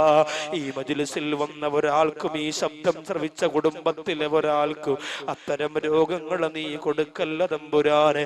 313 കൊണ്ട് കയ്യിൽ കൊണ്ടു തന്നവര്, 500 കയ്യിൽ കൊണ്ടു തന്നവര്, അല്ലാഹുവേ ഈ ബക്കറ്റിലേക്ക് 50ഉം 100ഉം സ്വതക്കയിട്ടവര്, അവരെ മുഴുവനും നീ അനുഗ്രഹിക്കണേ അല്ലാ. അല്ലാഹുവേ, രോഗത്തിന് ചികിത്സിക്കാൻ പണമില്ലാതെ വിഷം കഴിച്ച് ആത്മഹത്യ ചെയ്യാനുള്ള ഗതികേട് ഞങ്ങളുടെ കുടുംബത്തിൽ ഒരിക്കലും നീ തരല്ല അല്ലാ. അല്ലാഹുവേ, സ്കൂളിലേക്ക് നഴ്സറിയിലേക്ക് പോയ 6 മക്കളാണ് വാഹനം വെള്ളത്തിലേക്ക് ചെളിക്കുഴിയിലേക്ക് വീണു മരിച്ചുപോയത് തിരുവനന്തപുരത്ത്. ഞങ്ങളുടെ മക്കളെ നീ അങ്ങനെ മരിപ്പിക്കല്ല അല്ലാ. ചുംബനം കൊടുത്ത്, മുത്തം കൊടുത്ത്, സലാം പറഞ്ഞ് വേഗം തൂക്കി പോകുന്ന മക്കളെ മോർച്ചറിയിൽ പോയി കാണാനുള്ള ദുർവിധി ഞങ്ങൾക്ക് തരല്ല റബ്ബേ. അല്ലാഹുവേ, ഞങ്ങളുടെ മക്കൾക്ക് എന്നും രോഗം കൊടുത്ത് ഞങ്ങളുടെ സമ്പത്ത് തീർത്ത് കളയല്ല പടച്ചോനെ. ഞങ്ങളുടെ മക്കളെ നീ ബുദ്ധിയില്ലാത്തവരാക്കല്ല അല്ലാ. ഞങ്ങളുടെ മക്കൾക്ക് മാനസികമായ പ്രശ്നം കൊണ്ട്, പിരിമുറുക്കം കൊണ്ട് അവരെ ചങ്ങലക്കിടുന്ന അവസ്ഥ വരുത്തല്ല റബ്ബേ. ഞങ്ങളുടെ അരുമ മക്കളെ തൂണിൽ കെട്ടിയിട്ടിട്ട് വളർത്തുന്ന ഗതികേട് ഞങ്ങൾക്ക് വരുത്തല്ല റബ്ബേ. അല്ലാഹുവേ, ഞങ്ങൾ ഒരുപാട് പണമുള്ളവരല്ല. പണമുണ്ടെങ്കിലും പടച്ചവനെ, ഒരു സെക്കൻഡ് ഒരു മാരകമായ രോഗം നീ തന്നാൽ എല്ലാം തകരുമല്ലോ തമ്പുരാനെ. ഏറ്റവും വലിയ വേദനയുടെ രോഗമായ ക്യാൻസർ ഞങ്ങൾക്ക് തരല്ല അല്ലാ. അല്ലാഹുവേ, വിവാഹപ്രാരമായ പെൺമക്കള് ഈ ശബ്ദം ശ്രവിക്കുന്ന ആരുടെയെങ്കിലും വീട്ടിലുണ്ടെങ്കിൽ അവർക്ക് അനുയോജ്യരായ ഇണകളെ നീ കൊടുക്കണേ അല്ലാ. അല്ലാഹുവേ, ഞങ്ങളുടെ കുടുംബ ജീവിതത്തിൽ ബറക്കത്ത് തരണേ അല്ലാ. പരസ്പരം ഇഷ്ടപ്പെടുന്നവർക്ക് ജീവിക്കാനുള്ള തൗഫീക്ക് നീ കൊടുക്കണേ അല്ലാ. പണമില്ലാത്തത് കൊണ്ട് പാവപ്പെട്ട ഭർത്താക്കന്മാരെ വേണ്ടെന്ന് പറയുന്ന ഭാര്യമാരാക്കി ഞങ്ങളുടെ ഭാര്യമാരെ മാറ്റല്ലേ അല്ലാ. ഈമാനുണ്ടെങ്കിലും അല്ലാഹുവേ, നിസ്കാരമുണ്ടെങ്കിലും പണമില്ലെന്ന് പറഞ്ഞുകൊണ്ട് മോൾക്ക് വന്ന ആലോചന തട്ടിക്കളയുന്നവരാക്കി ഞങ്ങളെ മാറ്റല്ല തമ്പുരാനെ. അല്ലാഹുവേ, പടച്ചവനെ, ഒരുപാട് പള്ളി പരിപാലിക്കുന്നവർ ഈ സദസ്സിലുണ്ട് അല്ലാ. ഇഖ്ലാസോടെ, നിന്റെ പൊരുത്തത്തോടെ, ആരുടെ സിമ്പതിക്കു വേണ്ടിയാണെങ്കിലും അവരാരും വരൂല റബ്ബേ ഖബറിൽ, അവരാരും സഹായിക്കൂല റബ്ബേ പരലോകത്ത്. ആ പ്രതീക്ഷ വെച്ചുകൊണ്ട് നിന്റെ പൊരുത്തത്തിന് വേണ്ടി പള്ളി ഭരിക്കാനല്ല, പള്ളി പരിപാലിക്കാൻ അവർക്കും ഞങ്ങൾക്കും തൗഫീഖ് തരണേ അല്ലാ. അല്ലാഹുവേ, ഉസ്താദുമാരിവിടെയുണ്ട്, പണക്കാരുടെ ആസനം താങ്ങി ജോലി ചെയ്യുന്ന ഗതികേട് അവർക്കും ഞങ്ങൾക്കും ഒരിക്കലും നീ വരുത്തല്ലേ അല്ലാ. നിന്റെ പൊരുത്തത്തോടെ ഇഖ്ലാസോടെ ദീനിന്റെ സേവകരാക്കി ഞങ്ങളെ മാറ്റണേ അല്ലാ. നുസ്റത്തുൽ അനാമിന്റെ പ്രവർത്തകരെ നീ അനുഗ്രഹിക്കണേ അല്ലാ. ഗൾഫിൽ കഴിയുന്ന ഒരുപാട് സഹോദരങ്ങളുണ്ട്. നല്ല ജോലി കൊടല്ല, നല്ല ശമ്പളം കൊടല്ല, ഇനി പോകാൻ ആഗ്രഹിക്കുന്നവരുണ്ട്, വിജയം കൊടല്ല. അല്ലാഹുവേ, സുകേശ് എന്ന് പറയുന്ന ഒരു ഹൈന്ദവ സുഹൃത്തു കൂടി അവരുടെ കൂടെയുണ്ട്. ആ സഹോദരനെ വിജയിപ്പിക്കണേ അല്ലാ. ഇതിൽ പ്രവർത്തിച്ചതിന്റെ പേരിൽ ഒരിക്കലും നീ നഷ്ടം കൊടുക്കല്ല അല്ലാ. കരുണക്കടലാല അല്ലാ. ഞങ്ങളെന്നാണ് എപ്പോഴാണ് മരിക്കുന്നതെന്ന് പറയാൻ പറ്റൂല. ഈമാനില്ലാതെ ഞങ്ങളെ മരിപ്പിക്കല്ല അല്ലാ. അസ്രായീൽ വരുമ്പോ കെലിമ പറയാൻ പറ്റാതെ മരിപ്പിക്കല്ല റഹ്മാനേ. അല്ലാഹുവേ ഞങ്ങളെ ആത്മഹത്യ ചെയ്യിപ്പിക്കല്ല റബ്ബേ. പോസ്റ്റ്മോർട്ടം ചെയ്യുന്ന അവസ്ഥയിൽ ഞങ്ങളെയും ഞങ്ങളുടെ മക്കളെയും നീ മരിപ്പിക്കല്ല റബ്ബേ. മരിച്ചതിന് ശേഷം തല വെട്ടിക്കീറി നെഞ്ചി വെട്ടിക്കീറി ഞങ്ങളുടെ വീടിന് മുന്നിൽ കൊണ്ടുവെക്കുന്ന മയ്യത്താക്കി ഞങ്ങളുടെ പിഞ്ചോമന മക്കളുടെ മയ്യത്ത് ഒരിക്കലും നീ മാറ്റല്ല റബ്ബേ. അല്ലാഹുവേ അവർക്കൊരു പനി വന്നാൽ പോലും ഞങ്ങൾക്ക് സഹിക്കാൻ പറ്റൂല. അതുകൊണ്ട് റബ്ബേ മാരകമായ രോഗം കൊടുത്ത് വാപ്പാ വേദന സഹിക്കുന്നില്ല വാപ്പാന്ന് പറഞ്ഞു ഞങ്ങളുടെ മുമ്പക്കിടന്ന് കരഞ്ഞ് കരഞ്ഞ് ഉരുകി മരിക്കുന്ന രോഗം അല്ലാഹുവേ ഞങ്ങളുടെ പുന്നാര മക്കൾക്ക് നീ കൊടുക്കല്ല പടച്ചോനെ. ഒരിക്കലും നീ കൊടുക്കല്ല തമ്പുരാനെ. റബ്ബേ ഒരുപാട് പേര് ദുആ കൊണ്ട് വസിയ്യത്ത് ചെയ്തിട്ടുണ്ട്. അവരുടെ ദുആയുടെ ആഗ്രഹങ്ങളൊക്കെ നീ നിറവേറ്റണേ അല്ലാ. ഈ സദസ്സിൽ വന്ന മുത്തഅല്ലിമീങ്ങളെ, ഉസ്താദുമാരെ, ഈ സ്റ്റേജിലിരിക്കുന്ന ഉസ്താദ് അടക്കമുള്ള സുഹൃത്തുക്കളെ മുഴുവനും നീ അനുഗ്രഹിക്കണേ അല്ലാ. റബ്ബേ ഈ മണ്ണിന്റെ മലരാര പണ്ഡിതന്മാരുടെ മനസ്സിന്റെ സ്വർഗീയ രാജകുമാരനാര തഴവ ഉസ്താദിന്റെയും കുടുംബത്തിന്റെയും ഖബർ നീ വിശാലമാക്കണേ അല്ലാ. അല്ലാഹുവേ ആ ഉസ്താദിന്റെ ഗുരുത്വം ഞങ്ങൾക്ക് നൽകണേ റബ്ബേ. പടച്ചവനെ എന്റെ സുഹൃത്തുക്കളായ നിയാസം അബ്ദുള്ള എന്ന അല്ലമീൻ എന്ന സഹോദരങ്ങൾ എല്ലാ മജ്ലിസിലും ഓടി ഓടി വരുന്നവരാണ് ദുആയിൽ പങ്കെടുക്കാൻ. അവരെ നീ അനുഗ്രഹിക്കണേ അല്ലാ. അവരൊക്കെ പാവപ്പെട്ടവരാണ് പടച്ചവനെ. അവരുടെ കൈവശം ഒന്നുമില്ല അല്ലാ. ദുനിയാവിലും ആഖിറത്തിലും ഒന്നും സമ്പാദിക്കാൻ കഴിയാതെ കഷ്ടപ്പെടുന്നവരാണ്. അല്ലാഹുവേ എന്റെ എല്ലാ ദുആയും നീ അവർക്ക് കൊടുക്കണേ അല്ലാ. അവരുടെയും അതുപോലെ എന്നെ ഇഷ്ടപ്പെട്ടുകൊണ്ട് ഈ വൈജ് മജ്ലിസിൽ വന്ന ഒരുപാട് യുവാക്കൾ, ഒരുപാട് സുഹൃത്തുക്കൾ, ഒരുപാട് സഹോദരങ്ങൾ, അവരുടെയും സാമ്പത്തിക ബുദ്ധിമുട്ടുകളെല്ലാം നീ മാറ്റിക്കൊടുക്കണേ പടച്ചവന്. മഅദനി ഉസ്താദിന് മോചനം തരണേ അല്ലാ. അല്ലാഹുവേ എന്റെ ശബ്ദത്തിനൊരിടർച്ചയും നീ തരല്ലേ തമ്പുരാനെ. അല്ലാഹുവേ ഈ സാധുവാര സഹോദരന് നിന്റെ ഹബീബിനെ കുറിച്ച് മരിക്കുന്നത് വരെ നല്ല ഇമ്പത്തോടെ ഗാംഭീര്യത്തോടെ മദ്ഹ് പറയാനുള്ള ശക്തി അല്ലാ. നിന്റെ റസൂലുള്ള സാധാരണ മനുഷ്യനാണെന്ന് പറയുന്നവർക്ക് മുന്നിൽ അല്ലാഹുവേ ചാടി എഴുന്നേറ്റ് സടകുടഞ്ഞെഴുന്നേറ്റ് ഗർജിക്കുന്ന ശബ്ദത്തോടെ പൊന്നാര നബിതങ്ങൾ ഞങ്ങളുടെ ഹബീബാണെന്ന് പറയാ മരിക്കുന്നത് വരെ ശബ്ദം തരണേ അല്ലാ. ആർജവം തരണേ അല്ലാ. ഇസ്സത്ത് തരണേ അല്ലാ. ആഫിയത്ത് തരണേ റബ്ബേ. റസൂലുള്ളാഹിയുടെ ശരീരം ബോഡി വേസ്റ്റ് ആണെന്ന് പറയുന്നവരാക്കി ഞങ്ങളെ മാറ്റല്ല റബ്ബേ. മദീന കാണാതെ ഞങ്ങളെ മരിപ്പിക്കല്ല അല്ലാ. മദീന കാണാതെ മരിപ്പിക്കല്ല തമ്പുരാനെ. മസ്ജിദുൻ നബവിയുടെ റൗള ശരീഫിന്റെ ഓരത്ത് പോയി കൽബ് പൊട്ടി കരഞ്ഞുകൊണ്ട് അസ്സലാമു അലൈക യാ റസൂലല്ലാഹ് എന്ന് പറയാൻ ഞങ്ങൾക്ക് തൗഫീഖ് തരണേ അല്ലാ. ഈ സറസിൽ വന്ന മുഴുവൻ പേർക്കും നീ തൗഫീഖ് കൊടുക്കണേ അല്ലാ. ഹജറുൽ അസ്വദ് ചുംബിക്കാൻ, ഹജറുൽ അസ്വദിൽ മുത്തം കൊടുക്കാൻ തൗഫീഖ് തരണേ അല്ലാ. മുൽതസിമിൽ പിടിച്ചു ദുആ ചെയ്യാൻ, ഹറമിന്റെ മുറ്റത്ത് ആയിരക്കണക്കിന് റകഅത്തുകൾ നിസ്കരിക്കാൻ അല്ലാഹുവേ ഞങ്ങൾക്ക് തൗഫീഖ് തരണേ അല്ലാ. ഞങ്ങൾ ഇന്ന് ഹജ്ജിന് പോര ഉംറയ്ക്ക് പോരവരുടെ ഹജ്ജും ഉംറയും നീ സ്വീകരിക്കണേ അല്ലാ. അല്ലാഹുവേ ഞങ്ങളുടെ ഉമ്മ ഞങ്ങളെ ശപിക്കല്ലേ അല്ലാ. ഞങ്ങളുടെ വാപ്പ ഞങ്ങളെ ശപിക്കല്ലേ അല്ലാ. ഞങ്ങളുടെ ഉസ്താദുമാരുടെ ഗുരുത്തക്കേട് ഞങ്ങൾക്ക് തരല്ലേ അല്ലാ. എന്റെ ഗുരുനാഥനാര ചിറയൻകീഴ് അൻവർ ഉസ്താദിന് ആയുസ് കൊടുക്കണേ അല്ലാ. മരണപ്പെട്ടു പോയ ഉസ്താദുമാർ ഒരുപാട് പേരുണ്ട്, വരവൂരിലെ പണ്ഡിതന്മാര്. അല്ലാഹുവേ അവരുടെ ഖബറിലേക്ക് സമ്മാനമായിട്ട് ഈ ദുആ എത്തിച്ചു കൊടുക്കണേ അല്ലാ. റബ്ബേ ഞങ്ങളെ നീ നരകത്തീന്ന് രക്ഷപ്പെടുത്തണേ അല്ലാ. നരകം കണ്ടു മരിക്കുന്ന ഹരഭാഗ്യരാക്കല്ല അല്ലാ.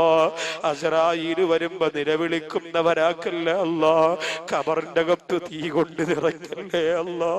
അല്ലാഹുവേ നിന്റെ സ്വർഗത്തിനുള്ള അർഹതയില്ലെന്നറിയാ.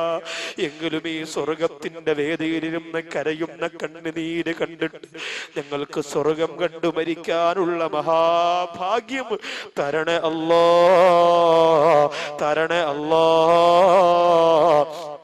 നല്ലതുപോലെ മൈക്ക് സെറ്റ് ക്രമീകരിച്ചു തന്ന പ്രവർത്തകരെ നീ അനുഗ്രഹിക്കണേ അല്ലാ.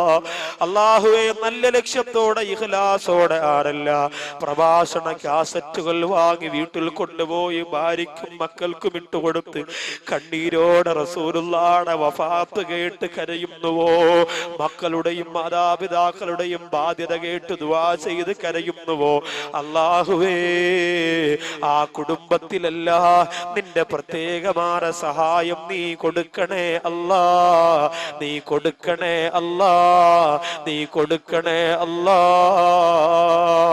നാളെ പോകുന്ന കാരംകുളത്തെ ചേരാവള്ളി എന്ന് പറയുന്ന സദസ്സിനെ വിജയിപ്പിക്കണേ അല്ലാ. 13-ാം തീയതി പോകുന്ന സാധുക്കൾക്ക് വേണ്ടിയുള്ള മജ്‌ലിസിനെ വിജയിപ്പിക്കണേ അല്ലാ. അല്ലാഹുവേ, ഞാൻ പോകുന്ന എല്ലാ മജ്‌ലിസിലും നിന്റെ റസൂലുള്ളാഹിയുടെ കാവല് തരണേ അല്ലാ, ഉസ്താദുമാരുടെ ഗുരുത്വം തരണേ അല്ലാ. ഞങ്ങളുടെ ഓരോ വാക്കും ആത്മീയത നിറഞ്ഞതാക്കണേ അല്ലാ. അല്ലാഹുവേ, ഞങ്ങൾക്ക് സുഭിക്ഷമായ ഭക്ഷണം തരുന്നവർക്ക് സ്വർഗീയ ഭക്ഷണം നീ കൊടുക്കണേ അല്ലാ. കസേര പറക്കാനും ടാർപ്പ കെട്ടാനും നോട്ടീസ് അടിക്കാനും ഓടി നടന്ന പ്രവർത്തകര് മുഴുവനും നീ അനുഗ്രഹിക്കല്ല. ഇന്നലെ ഇവിടെ വന്ന ഉസ്താദുമാര്, ഉദ്ഘാടനം ചെയ്തവര്, ദുആ ചെയ്തവര്, ഇന്ന് വന്നവര്, അല്ലാഹുവേ ഇനിയും ഈ പ്രസ്ഥാനത്തെ സഹായിക്കുന്നവര്, സഹായിച്ചവര്, അവരെ മുഴുവനും നീ അനുഗ്രഹിക്കല്ലാ. കൃത്യമായി നിസ്കരിക്കാൻ ഞങ്ങൾക്ക് തൗഫീഖ് തരണേ അല്ലാ.